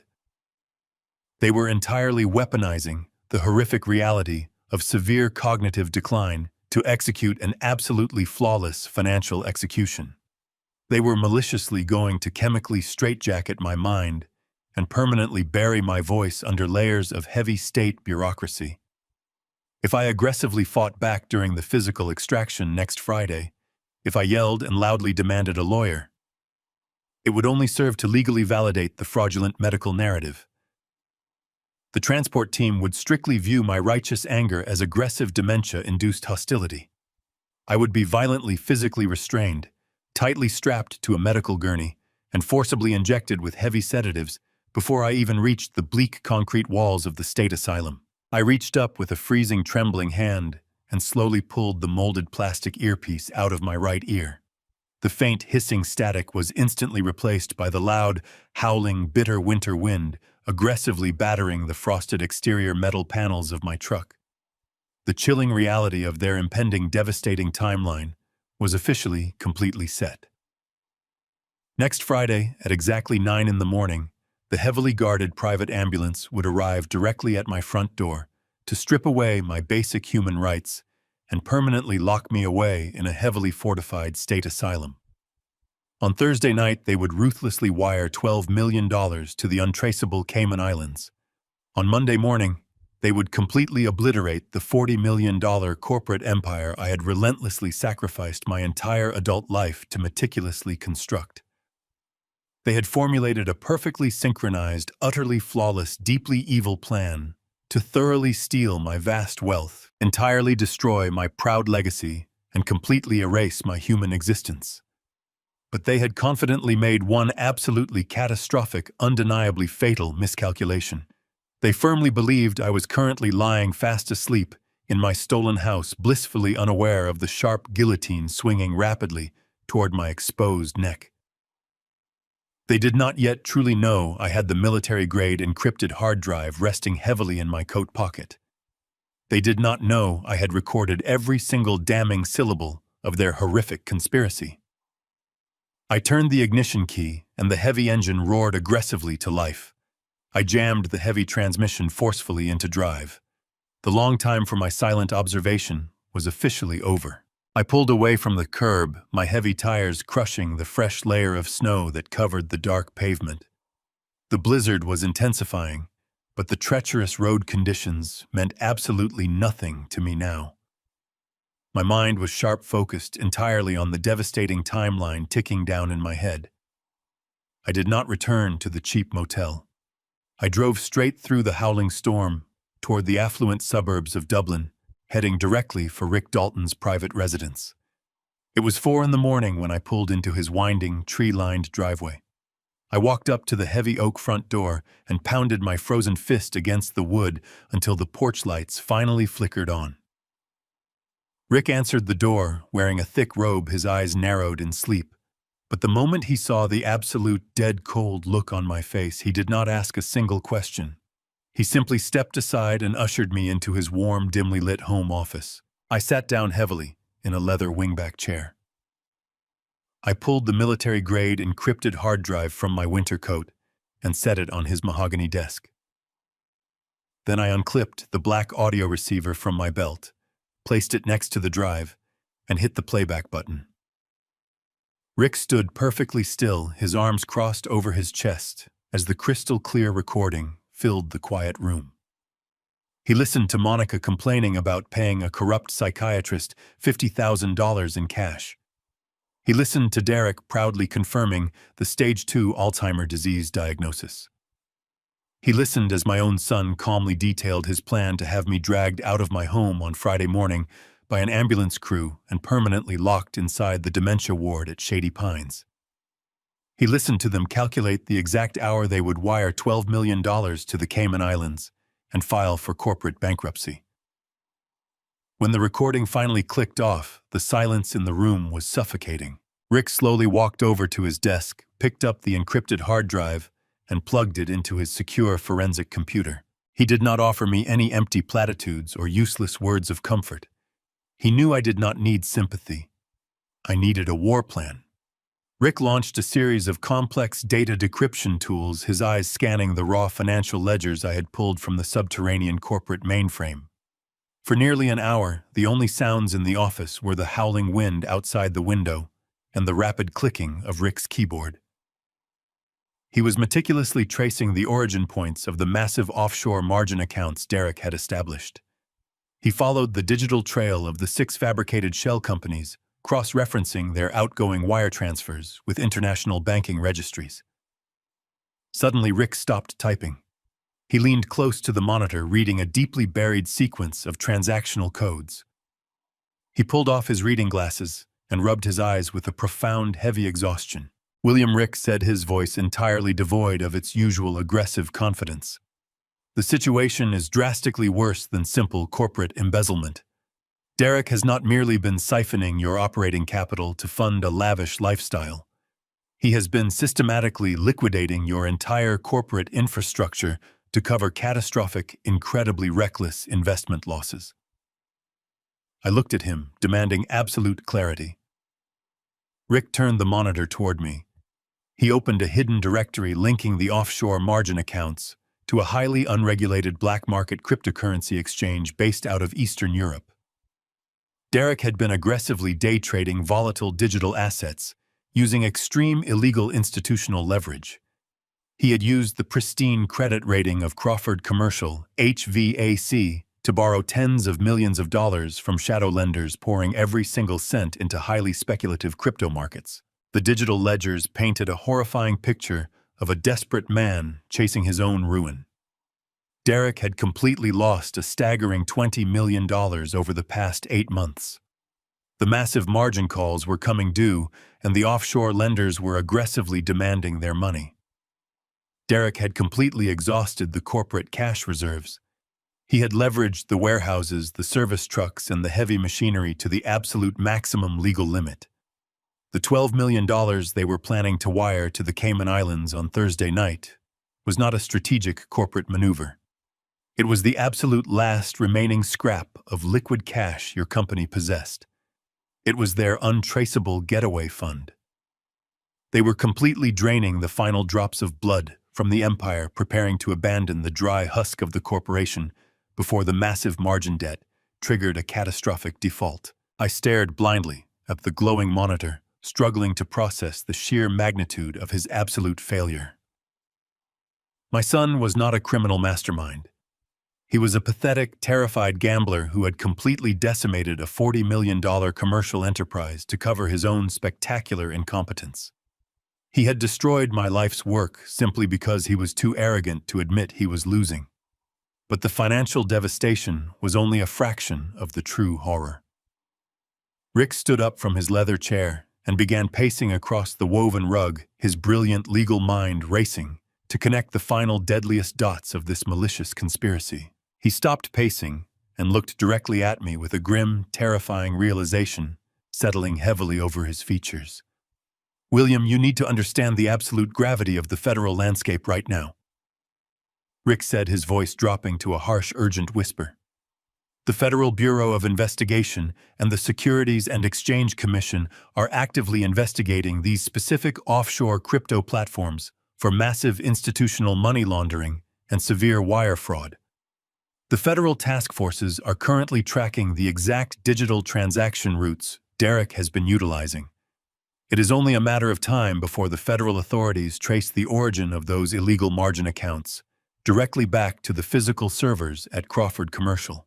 The ultimate malice of their Friday morning timeline suddenly crystallized in my mind with blinding, horrific clarity. Derek was not just stealing my last $12 million. He was intentionally framing me for one of the largest corporate wire fraud cases in the history of the state. Rick placed his hands firmly on the heavy mahogany desk, leaning in incredibly close to my face. "Do you clearly see the entire board now, William?" he asked grimly. "On Thursday night, they will directly wire the $12 million to the Cayman Islands and instantly vanish without a single trace. On Friday morning, you are forcibly heavily sedated and permanently locked inside the dementia ward at Shady Pines. On Monday, the massive corporate bankruptcy inevitably triggers the catastrophic default. When the federal agents finally raid the corporate headquarters, Derek and Monica will already be long gone. Your forged signature is printed on every single illegal offshore transfer document. You will be the sole corporate owner on paper, securely locked inside an underfunded state asylum, completely legally incapacitated. They will purposefully leave you behind to take the entire absolute fall for massive federal wire fraud. They were not just simply stealing my hard-earned money anymore. They were permanently and completely burying me alive in a concrete cage." I stared across the mahogany desk at Rick Dalton, letting the terrifying magnitude of his revelation wash over me. Derek engineered the ultimate scapegoat scenario. He utilized my life's work to gamble in volatile sectors of the global digital economy. He lost $20 million on illegal margin trades, decimating Crawford Commercial. Now he planned to abscond with the $12 million, leaving me trapped in a psychiatric ward to absorb the federal fallout. The federal task forces were already circling. When those offshore exchanges collapsed, authorities would trace the wire fraud directly to my forged signature. I would spend my final days inside a federal penitentiary, unable to articulate my defense. We need to contact the Federal Bureau of Investigation immediately. Rick said, his voice laced with intensity. We must present this hard drive to the attorney before Derek initiates the final wire transfer. If we move now, we can secure a federal injunction and freeze every corporate account. I shook my head, feeling a cold focus overriding the panic. We cannot go to the federal authorities yet. Rick, I replied, my voice steady. If the federal government intervenes and freezes the corporate assets, now that remaining $12 million will be trapped in a judicial limbo for the next decade. The government will seize the operational accounts as evidence in a wire fraud investigation. The company will instantly default on payroll. My employees will lose their jobs, health insurance, and livelihoods by Friday afternoon. The commercial empire I built from scratch will bleed out and die on a federal autopsy table. I cannot allow my workforce to suffer for my son's greed. I must secure that money before the authorities even know it exists. Rick leaned back in his chair, crossing his arms. He looked at me with skepticism. William, he countered smoothly. Derek holds the legal authority of the chief executive officer. He has fortified his position with a conservatorship declaring you mentally incompetent. You do not possess the legal authority to move a penny of that remaining $12 million. Any aggressive attempt to intercept that wire transfer will trigger internal banking alarms, and the fraud department will defer to the legally recognized chief executive officer. Derek holds all the administrative keys. I let out a breath and leaned forward, resting my forearms on the mahogany. Derek holds the administrative keys, I stated quietly, looking into his eyes. But he does not hold the foundational keys. He believes corporate power is derived entirely from his current executive title. He forgot who authored the original corporate bylaws 28 years ago. I need you to pull up the original corporate charter we drafted when Crawford Commercial first incorporated. I need you to navigate directly to Section 7, Paragraph 4. Rick frowned, confused by my directive. He turned back to his computer, fingers flying across the keyboard as he accessed the archived foundational documents of my company. He opened the original charter from 3 decades ago and scrolled rapidly down the screen. His eyes scanned the legal text. Suddenly, his rapid scrolling stopped. A sharp gasp escaped his lips. He took off his glasses, staring at the monitor in shock. The poison pill.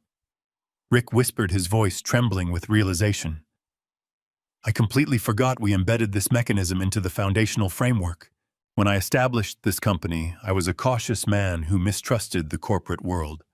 I wanted an ironclad guarantee that no rogue executive could dismantle the empire. I instructed Rick to weave an obscure clause into the foundational DNA of the corporation. It was the ultimate fail-safe. The clause stated that if the sitting chief executive officer was defrauding the corporate entity, the founder retained the unilateral legal right to revoke all executive powers and seize total control of all liquid assets without requiring a board vote. It bypassed every corporate governance protocol. It was a legal guillotine designed to sever a rogue executive's head. But William, Rick stammered frantically, adjusting his glasses. This clause requires undeniable proof of corporate fraud to trigger the executive override. You cannot activate this mechanism based on suspicion. If you trigger this without absolute proof, the banking institutions will heavily penalize the corporation and freeze the transfer. I tapped my index finger firmly against the encrypted hard drive. I have the entire shadow ledger detailing $4 million in corporate embezzlement, I replied. I have the illegal offshore margin account documentation proving he collateralized the physical corporate infrastructure without board approval. I have a crystal-clear audio recording of him admitting to purchasing a fraudulent medical diagnosis to forcefully strip away my human rights. I do not just have irrefutable proof, Rick. I have an absolute avalanche of incriminating evidence. I need you to immediately draft the formal declaration of executive revocation. I need you to strictly format the legal execution of the poison pill protocol. For 48 hours, Rick and I worked in unrelenting secrecy inside his isolated home office. We meticulously prepared the legal documentation, cross-referencing every fraudulent digital transaction against the specific parameters of the poison pill clause. We prepared a massive encrypted digital packet containing the undeniable proof of Derek's offshore wire fraud, his illegal corporate embezzlement, and the audio recording of the Shady Pines medical conspiracy. We carefully mapped out the exact digital routing numbers for a secure secondary holding account that Derek had no knowledge of. We were completely arming the explosive mechanism of his ultimate financial destruction. I barely slept. I barely ate. I survived entirely on black coffee and the raw adrenaline of a desperate father fighting for his survival. The agonizing hours slowly ticked by, entirely consumed by complex legal maneuvering and aggressive digital preparation. The bitter winter storm outside finally broke, giving way to a freezing, bleak gray sky. Finally, the highly anticipated Thursday night arrived. The heavy darkness settled over the quiet suburban neighborhood, bringing with it a suffocating, almost unbearable tension. Early tomorrow morning, at exactly 9 o'clock, Derek's armed medical team would arrive at my front door with a fake psychiatric warrant and a powerful sedative. They fully intended to forcefully drag me out of my stolen home and permanently lock me inside a forgotten dementia ward. Tonight, at exactly midnight, Derek planned to drain the remaining $12 million from the corporate accounts and quietly wire the massive fortune to his untraceable Cayman Islands safe haven, leaving me to face the catastrophic fury of the federal government. I sit silently in the dim light of Rick's home office, staring intensely at the glowing screen of my heavily encrypted laptop. The digital clock in the bottom corner of the monitor reads 11:55. 5 minutes until Derek initiates the massive offshore wire transfer. 5 minutes until he attempts to execute the final devastating phase of his incredibly evil plan. Rick stands completely still behind me, his breathing shallow, his hands resting heavily on the back of my leather chair. The complex execution protocols are fully loaded. The massive evidence packets are heavily encrypted and perfectly primed for immediate automated distribution. I rest my fingers gently on the keyboard. It is time for the execution. I press the command key instantly, breathing life into the heavy, complicated decryption software we had meticulously compiled over the last 48 hours. The digital clock glowing in the bottom right corner of the monitor shifted to 11:56. The freezing winter wind continued to howl aggressively against the thick glass of Rick Dalton's suburban home office window, but the interior of the room was completely suffocated by an incredibly tense, heavy silence. I took a slow, deep breath, feeling the tremendous weight of the past 30 years settling firmly onto my shoulders. I was about to aggressively dismantle the exact corporate empire I had relentlessly sacrificed my entire adult life to construct. But I was not destroying it out of malice. I was performing a drastic, necessary amputation to safely preserve the final remaining heartbeat of Crawford Commercial. Rick remained standing perfectly still behind my leather chair, his presence a silent, steadfast pillar of legal validation. He had painstakingly drafted the ironclad foundational clauses nearly 3 decades ago. He fundamentally knew the absolute uncompromising legal power of the incredibly legendary poison pill because he personally designed it to be entirely unstoppable. The screen flashed a brilliant stark white before transitioning into the raw, unfiltered command terminal of the primary corporate banking portal. Derek had spent an absolute fortune installing state-of-the-art cybersecurity measures, relying heavily on modern cloud-based biometric tokens and multi-factor digital authentication protocols. He genuinely believed those expensive, shiny digital padlocks made him an untouchable corporate king. But he fundamentally misunderstood the absolute architecture of the system he was trying to hijack. The poison pill protocol did not attempt to politely knock on the front door of his fancy new firewalls. It bypassed the entire modern network entirely utilizing the original hardwired root access codes I had physically embedded into the foundational servers 20 years ago. The master override command sliced through his expensive digital security tokens like a razor-sharp scalpel through thin paper. A harsh green prompt blinked rapidly on the dark monitor, requesting the ultimate biometric authorization sequence. I leaned forward, plugging a small portable fingerprint scanner directly into the USB port of my laptop. I pressed my right thumb firmly against the glowing glass sensor. The machine hummed quietly, verifying my biological identity against the deeply buried foundational corporate registry. A sudden satisfying electronic chime echoed from the laptop speakers. The digital terminal instantly bypassed the final security gateway. I was fully embedded inside the central international wire system of the Crawford Commercial Financial Network. I possessed absolute, unilateral, unregulated control over every single liquid asset tied to the corporate entity. No board approval was required. No secondary executive signatures were needed. The poison pill had officially granted me the absolute power of a corporate dictator, entirely overriding the fraudulent authority of the sitting chief executive officer. I swiftly navigated through the complex maze of internal corporate ledgers, bypassing the standard operational accounts and diving straight into the restricted international holding directories. The financial damage Derek had recklessly inflicted upon the company was starkly illuminated across the glowing screen. The primary operating accounts were completely decimated, drained dry by the relentless parasitic siphoning of his fabricated shell companies. The massive offshore margin debt loomed like a dark, catastrophic shadow over the remaining capital infrastructure. I filtered the active transaction queues, specifically targeting the outgoing international wire transfers. The search query loaded for a brief, agonizing second before a massive, glaring red line item populated directly in the very center of my screen. There it was. A staggering $12,400,000 was sitting quietly in a temporary, heavily encrypted corporate holding account. The massive sum represented the absolute last remaining drops of liquid lifeblood flowing through the veins of Crawford Commercial. It was the money I had earned through 3 decades of grueling, relentless labor, sweating in freezing warehouses, and negotiating brutal commercial contracts. Derek had meticulously queued the massive transfer to automatically initiate at exactly 8 o'clock on Friday morning. The final destination routing number was tied directly to a highly secure, entirely untraceable private banking institution located deep within the Cayman Islands. The sickening, undeniable reality of his timeline hit me with the physical force of a sledgehammer.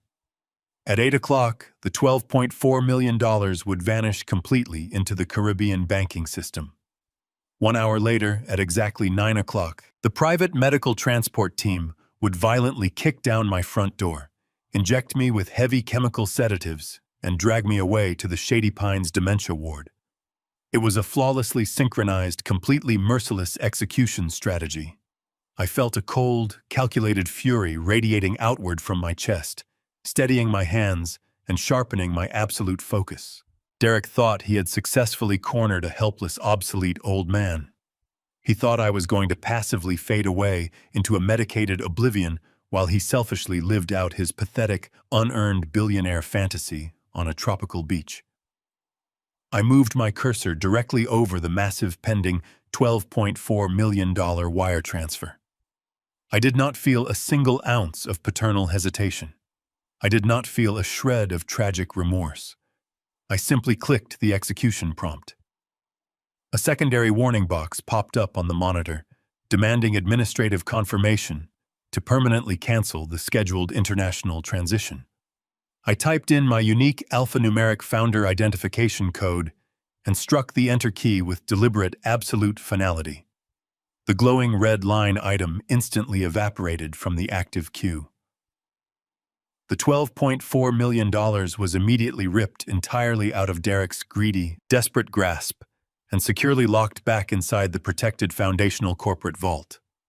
The getaway vehicle had just been completely dismantled, but simply stopping the theft was no longer sufficient. I needed to fundamentally ensure that Derek and Monica could never attempt to mount a secondary financial attack against me.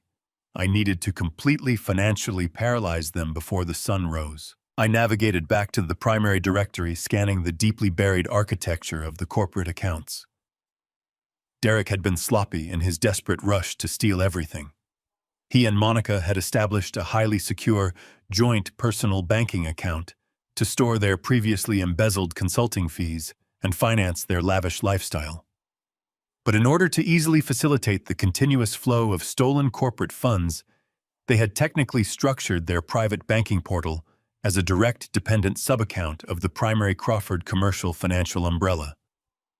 They foolishly believed that controlling the chief executive position shielded them from any internal administrative scrutiny. They forgot that the poison pill protocol granted the founder unrestricted unilateral access to every subsidiary account tethered to the corporate tax identification number. I bypassed the secondary firewalls separating their personal finances from the business network. I linked directly into the heart of their exclusive joint account. The digital ledger populated on my screen, displaying a massive unearned personal balance built entirely on a foundation of my stolen labor, relentless deceit, and elder abuse. I stared at the numbers, feeling the cold, satisfying weight of justice resting at my fingertips. I highlighted the entire directory. I targeted every penny they had hoarded. The balance staring back at me from their exclusive joint personal account was a staggering $800,000. I paused for a moment, simply absorbing the sheer audacity of that specific number. This massive sum was not money earned through late nights at the corporate office or strategic business negotiations. This was the accumulated blood money they had methodically siphoned from the primary operating budget over the past 3 years. They had deceitfully disguised these massive personal withdrawals as legitimate vendor payments and executive consulting fees, hiding their superficial lifestyle upgrades under the dense bureaucratic umbrella of Crawford Commercial. They had purchased imported luxury vehicles, designer wardrobes, and extravagant European vacations, using the very foundation of my legacy. This specific $800,000 was the liquid reserve meant to directly fund their luxurious tropical getaway while I rotted away in a state-funded psychiatric ward. I felt a sudden surge of cold, entirely righteous anger radiating through my chest. I was not just going to intercept their illicit Cayman Islands wire transfer. I was going to surgically excise every single asset they possessed, to guarantee they could never legally touch this money again. Rick and I had spent the previous afternoon meticulously constructing a completely impenetrable financial fortress. We did not merely open another standard corporate holding account at a local branch. We established a highly complex, bulletproof, irrevocable trust permanently located within the state of South Dakota. We deliberately chose that highly specific jurisdiction because its unique asset protection laws are globally recognized as absolutely ironclad. Once the funds crossed into the strict legal boundaries of that specific trust, they would instantly become entirely legally untouchable. The massive capital reserve would be permanently shielded from any future corporate bankruptcy proceedings, fully protected from aggressive federal asset forfeiture, resulting from Derek's reckless offshore wire fraud, and completely insulated from any desperate legal challenges my son might attempt to mount in probate court. The impenetrable legal fortress was absolutely perfect in every single structural detail. I was completely ready. I shifted my unwavering attention back to the glowing screen of the laptop. The faint, steady hum of the internal processor blended seamlessly with the rhythmic sound of my own breathing. The sophisticated digital interface of the master banking portal waited patiently for my absolute command. I initiated the first critical step of the aggressive termination sequence. I carefully typed in the incredibly complex, heavily encrypted alphanumeric routing numbers corresponding to the newly formed South Dakota Trust. I double-checked the intricate series of verification digits, ensuring the mathematical sequence was absolutely flawless before proceeding any further. I rested my hand on the smooth plastic of the peripheral mouse. I firmly pressed the primary button, executing the first click. The highly secure network connection was instantly established, creating a protected digital pipeline directly between the compromised Crawford commercial servers and the impenetrable legal fortress out west. The banking system prompted me to securely consolidate the targeted funds. I digitally merged the massive $12,400,000 I had just intercepted from the pending Cayman Islands transfer with the $800,000 sitting comfortably in Derek and Monica's personal checking account. The newly combined total populated in bold, glowing green text directly in the center of the dark monitor. $13,200,000. This massive figure represented the absolute entirety of my life's hard work. It was the physical, liquid manifestation of 3 decades of endless personal sacrifice, of tirelessly building a powerful commercial empire from absolute scratch, of aggressively providing a pristine, privileged life for a son who ultimately viewed me as nothing more than disposable collateral. I hovered the digital cursor precisely over the final automated authorization prompt. I paused for a fraction of a second, letting the profound gravity of the moment settle deeply into my bones. I closed my eyes and allowed myself to feel the immense weight of the betrayal that had completely shattered my family. I thought about the fake Alzheimer diagnosis they had so casually purchased. I thought about the corrupt, hack psychiatrist they had gleefully bribed to validate their malicious lies. I thought about the heavily guarded private ambulance they had eagerly scheduled to violently rip me away from my home in exactly 9 hours. I pressed the mouse button, executing the second click. I officially authorized the massive consolidated financial transfer. The corporate banking system froze for a long, agonizing second, digitally validating the biometric override and officially confirming the unprecedented financial maneuver. A final glaring dialog box suddenly appeared in the dead center of the screen, demanding the ultimate administrative confirmation. It warned me that this specific transfer was irreversible and would permanently bypass all standard corporate delay protocols. There was absolutely no hesitation remaining in my mind, no lingering paternal weakness to stay my hand. I pushed down on the mouse button for the third and final time. Click number 3. The decisive execution was completely locked in. I sat back heavily in the leather wingback chair, letting out a long, slow breath as I watched the horizontal progress bar rapidly fill with bright green light. The secure banking server successfully verified the complex digital handshake. The heavily encrypted financial pipeline seamlessly sealed itself behind the massive movement of capital. Then the screen flashed brightly with a simple, beautifully definitive message.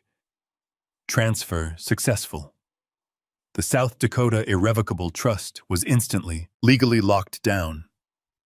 The entire massive fortune was now strictly managed by an aggressive, entirely independent third-party law firm.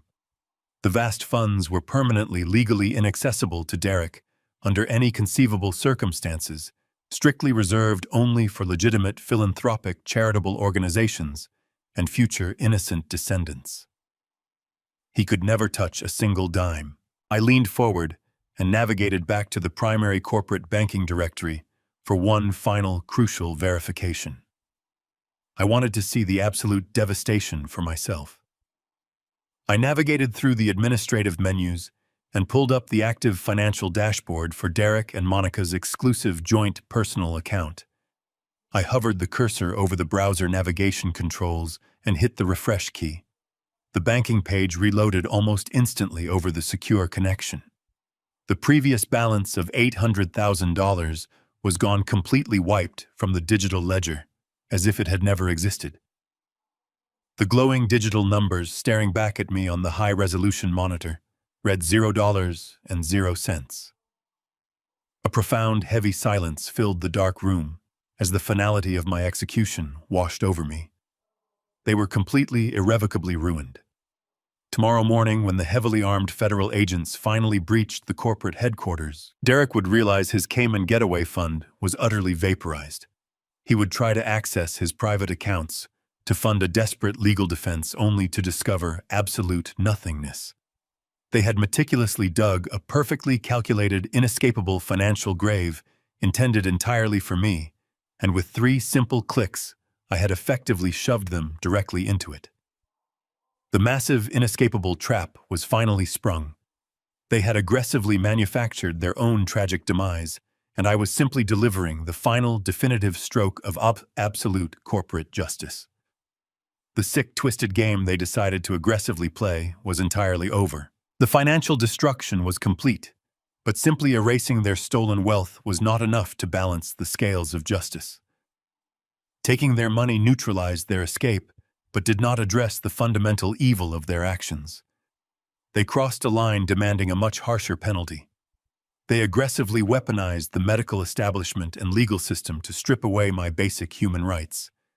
They coldly planned to imprison me inside an underfunded psychiatric facility, effectively burying me alive so they could steal my life's work without consequence.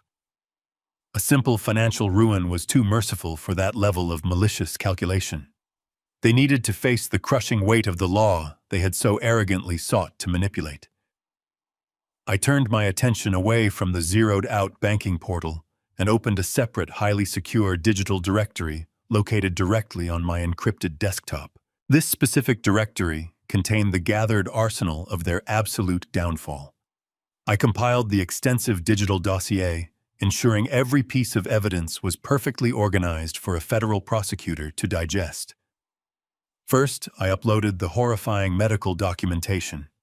I included the fraudulent Stage 2 Alzheimer's disease diagnosis, complete with the falsified clinical observation records and memory test results they submitted to the probate court. I attached the incriminating digital accounting trails definitively tracing the $50,000 cash bribe directly from their joint personal account to the private offshore shell of the corrupt psychiatrist.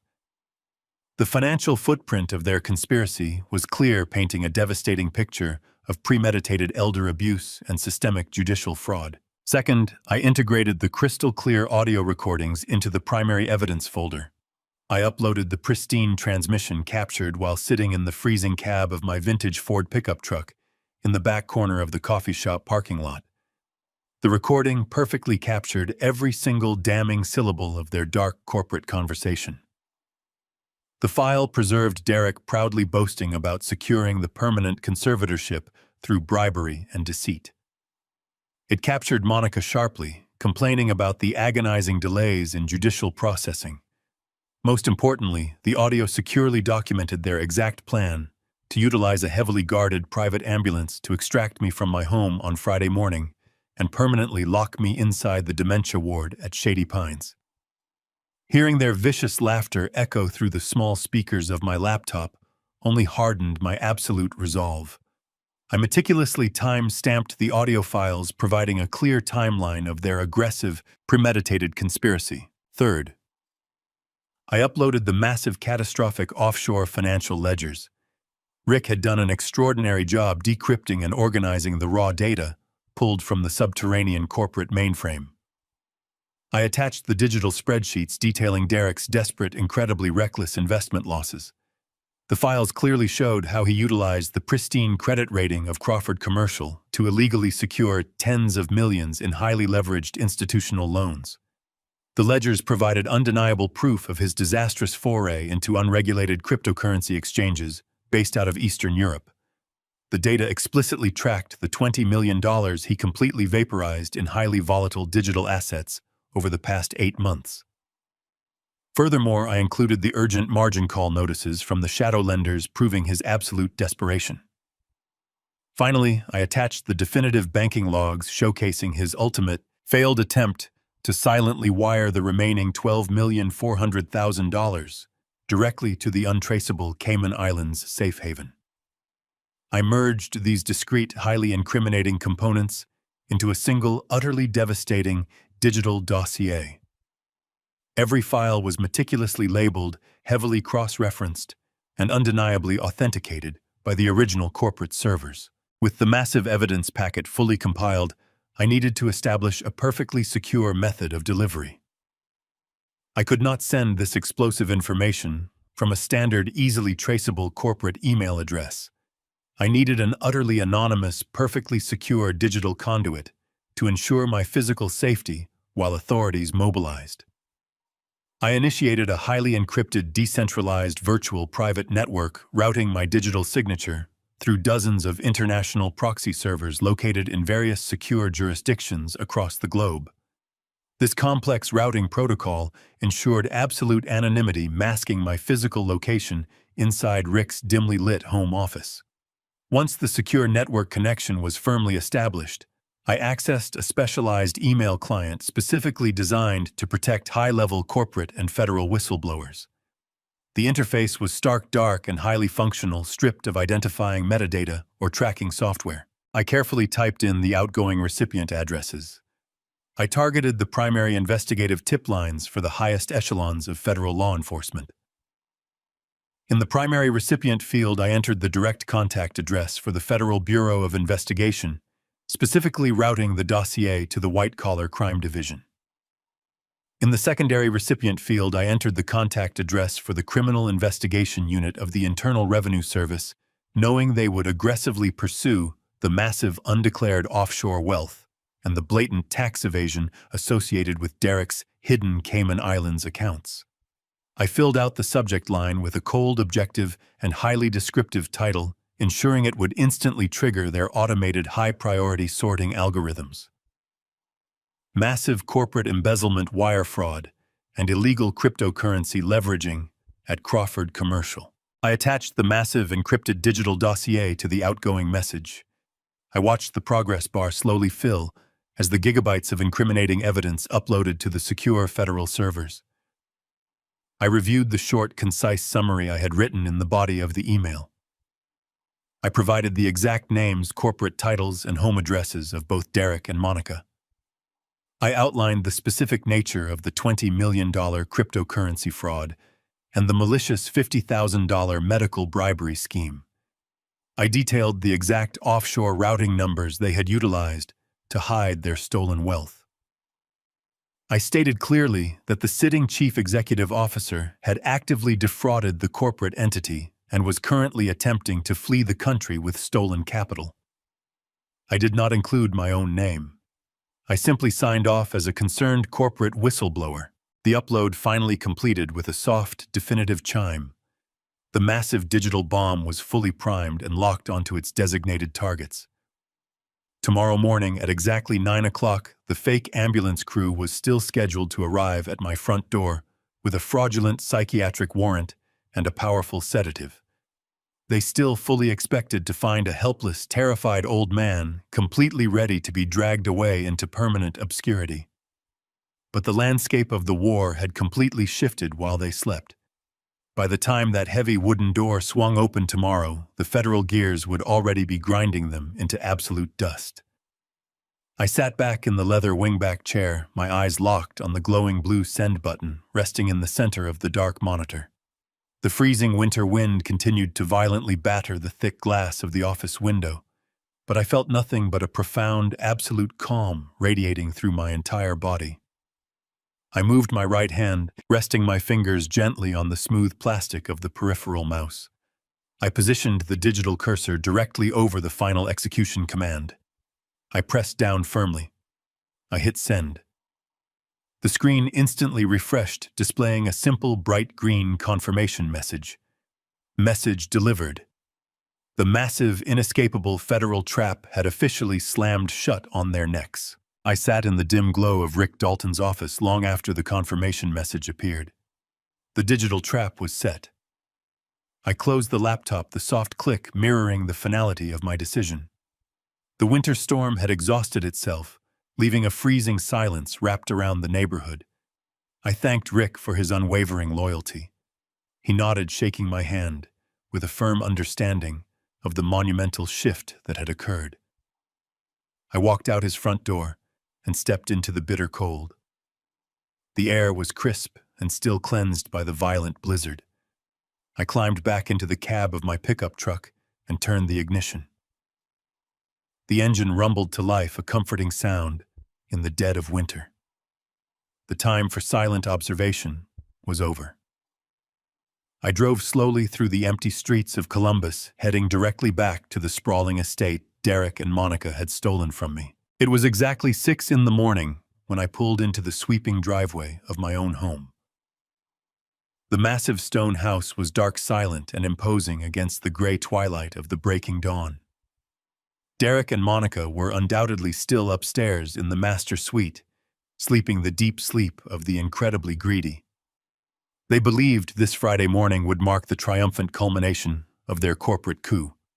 They firmly believed that in just 3 short hours, a medical transport team would forcefully drag me out of my bedroom and lock me away in a state-funded dementia ward. I unlocked the heavy oak front door and stepped into the grand foyer, my boots making no sound against the imported marble floor. I moved through the dark, familiar hallways with calculated precision. I did not feel a single trace of nostalgia as I walked past the expensive artwork. This structure was no longer my home. It was merely a crime scene waiting for the federal authorities.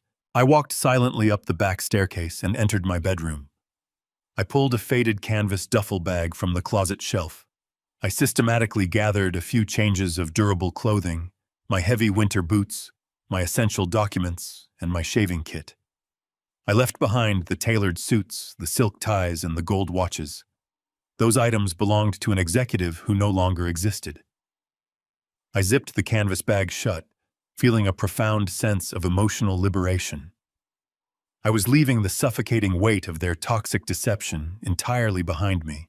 I carried the duffel bag downstairs and walked directly into the pristine custom kitchen. The vast marble island in the center of the room was completely clear-wiped, flawlessly clean by the housekeeping staff. It provided the perfect canvas for the devastating psychological blow I was about to deliver. I unzipped the front pocket of my duffel bag and pulled out the physical copies of the damning documents. I arranged them on the cold marble surface with deliberate geometric precision. First, I placed the fraudulent medical file directly in the center.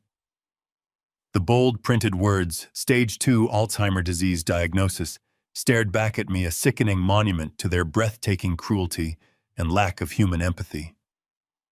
I placed the detailed invoice from the corrupt psychiatrist right on top of the medical evaluation, clearly highlighting the $50,000 cash bribe they had paid to chemically imprison my mind. Second, I placed the forged corporate property deed next to the medical file. I specifically circled the fraudulent signature on the bottom line, the exact forgery Derek had utilized to illegally transfer the estate directly into his own name. I wanted him to see the physical evidence of the federal felony that would ultimately ensure his stay in a maximum security penitentiary. Third, I pulled my old smartphone from my coat pocket and placed it squarely on top of the forged property documents. I left the device wiped of all personal data, but kept the audio application open on the main screen. I queued up the exact digital timestamp of their horrific parking lot conversation. All Derek had to do was push a single button to hear his own arrogant voice boasting about stealing my corporate empire and plotting my permanent institutionalization. The physical arrangement on the marble island was a stunning masterpiece of absolute retribution. But the presentation still required a final finishing touch to ensure the psychological destruction of my enemies. I reached into the utility drawer and pulled out a bright red permanent marker. I grabbed a blank sheet of stationery paper from the kitchen desk and placed it flat on the marble counter next to the carefully arranged documents. I uncapped the marker and took a slow, deep breath, centering my thoughts. I pressed the tip firmly against the pristine white paper. My handwriting was sharp, jagged, and entirely devoid of any trembling weakness. I wrote the words with a slow, deliberate cadence, ensuring the bright red ink bled heavily into the stationery. I wrote, "Do not bother calling the ambulance." I paused, letting the anger flow directly through my hand and into the marker. I moved down to the next line and continued writing with unforgiving clarity. "And definitely do not bother checking your bank accounts." The message was short, brutal, and utterly devastating. It was the perfect, terrifying realization of their absolute failure. I left the red marker resting on the counter next to the note. When Derek and Monica finally walked down those stairs to eagerly await my medical extraction, they would not find a helpless, medicated old man. They would find the undeniably physical proof of their own impending doom. They would realize in one blinding instant that their Cayman getaway fund was vaporized, that their secret medical conspiracy was exposed, and that the relentless, heavily armed fury of the federal government was already marching directly toward their front door. I picked up my duffel bag and swung the strap over my shoulder. I did not look back at the grand kitchen or marble foyer. I walked out the front door and pulled it shut. The latch clicked loudly in the morning air, sealing the tomb they had carefully dug for themselves. The sky above Columbus was brightening into a pale blue as the sun slowly breached the horizon. I walked down the driveway and climbed into the freezing cab of my pickup truck. I tossed the bag onto the passenger seat and turned the heavy key. The engine roared strong and unburdened. I shifted into gear and pulled away from the estate without a shred of regret. I navigated the quiet streets, merging onto the wide lanes of the interstate. The long road stretched out infinitely before me, clear and free of the toxic deception that had clouded my life for so long. I rolled down the window just a fraction, letting the biting wind rush into the cabin and wash over my face. I was stripped of my massive wealth and my corporate title, but I had successfully preserved the only thing that truly mattered. I had fiercely defended my absolute sovereignty, my brilliant mind, and my human dignity against those who sought to bury me in the dark. I was finally completely free. The heavy wheels of my vintage Ford pickup truck devoured the long stretches of black asphalt as I merged onto Interstate 77. It was exactly 8:15 in the morning. I was steadily driving south, leaving the freezing, miserable winter storms of the relentless Ohio season entirely behind me, deeply eager to embrace the brilliant warmth of the southern states. My destination was the bright, sunny coast of South Carolina, a place where the bitter cold of betrayal could not reach me. Inside the quiet cabin of the truck, the only sound was the steady, rhythmic humming of the powerful engine carrying me toward my new life. I felt a profound, incredible sense of absolute peace settling deep into my bones. The suffocating weight of my massive corporate empire was gone, replaced by a thrilling, pure sense of total freedom. Suddenly, a sharp, piercing electronic ringtone shattered the comfortable morning silence. The aggressive sound came from a cheap, untraceable burner phone resting lightly on the worn passenger seat.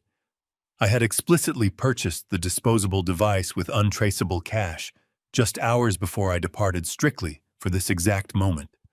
I calmly reached over, picked up the small plastic phone, and pressed the green accept button.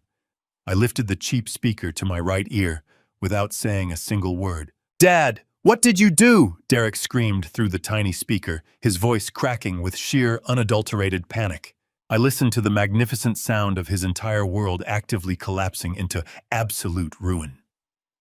He was audibly hyperventilating, struggling to pull oxygen into his lungs, as the horrifying reality of his situation finally crushed him. The arrogant, composed chief executive officer who had smugly planned my permanent medical incarceration was completely gone. In his place was a terrified, weeping child who suddenly realized he had stepped into a lethal trap. "The money is completely gone!" Derek wailed, his voice ascending into a frantic, high-pitched shriek. I tried to initiate the Cayman transfer, but the entire corporate holding account was locked. Then I checked my personal accounts, and the bank says my balance is zero. "We have absolutely nothing left, Dad. Please, you have to fix this." The FBI is currently swarming the lobby of the headquarters with federal warrants. They are seizing all the hard drives. You have to help me. I kept my tired but intensely focused eyes locked firmly on the long gray highway, stretching out endlessly before me, refusing to let his desperate tears penetrate my fortified emotional armor. I did not raise my voice. I did not match his frantic, pathetic energy. I spoke with the chilling, absolute calm of a man who had successfully reclaimed his stolen soul from the darkest depths of hell. "You explicitly told me to stop wasting your money, Derek," I replied smoothly, letting the cold reality of my words pierce straight through his hysterical sobbing. "I did exactly that. I secured the funds, exposed your medical conspiracy, and handed your illegal cryptocurrency ledgers directly to the federal government. I am simply honoring your request to step aside. Enjoy your bankruptcy, son." I pressed the end button permanently, severing the connection, before he could utter another desperate, pathetic plea. I grasped the cheap plastic burner phone tightly in both hands and snapped the device cleanly in half. I rolled down the driver's side window, letting the fresh morning air whip violently into the cabin. I tossed the shattered plastic pieces out onto the highway shoulder, watching them violently bounce and rapidly scatter into the fine gravel and thick dust of the roadside. The early Carolina sun crested over the distant horizon, casting brilliant rays of golden light across the windshield. The warm light bathed my face, melting away the lingering traces of the cold, dark nightmare I had just escaped. I pressed my foot heavily on the accelerator, driving into absolute freedom. Let my story be a harsh warning to anyone who builds an empire for their children. Love your family deeply, but never let parental devotion blind you to greed. Trust is a beautiful thing, but blind trust is a weapon you hand to your enemies. If your children see your lifelong sacrifices as an entitlement rather than a privilege, cut the cord before they cut your throat. A true legacy is not built on leaving behind a mountain of cash for ungrateful heirs. It is built on demanding respect, keeping your dignity intact, and having the courage to walk away. If this story opened your eyes, please hit that like button to support a father who fought back. Subscribe to the channel so you never miss these harsh truths. Drop a comment below. Where are you watching from? And what would you have done to Derek? Stay sharp, stay strong.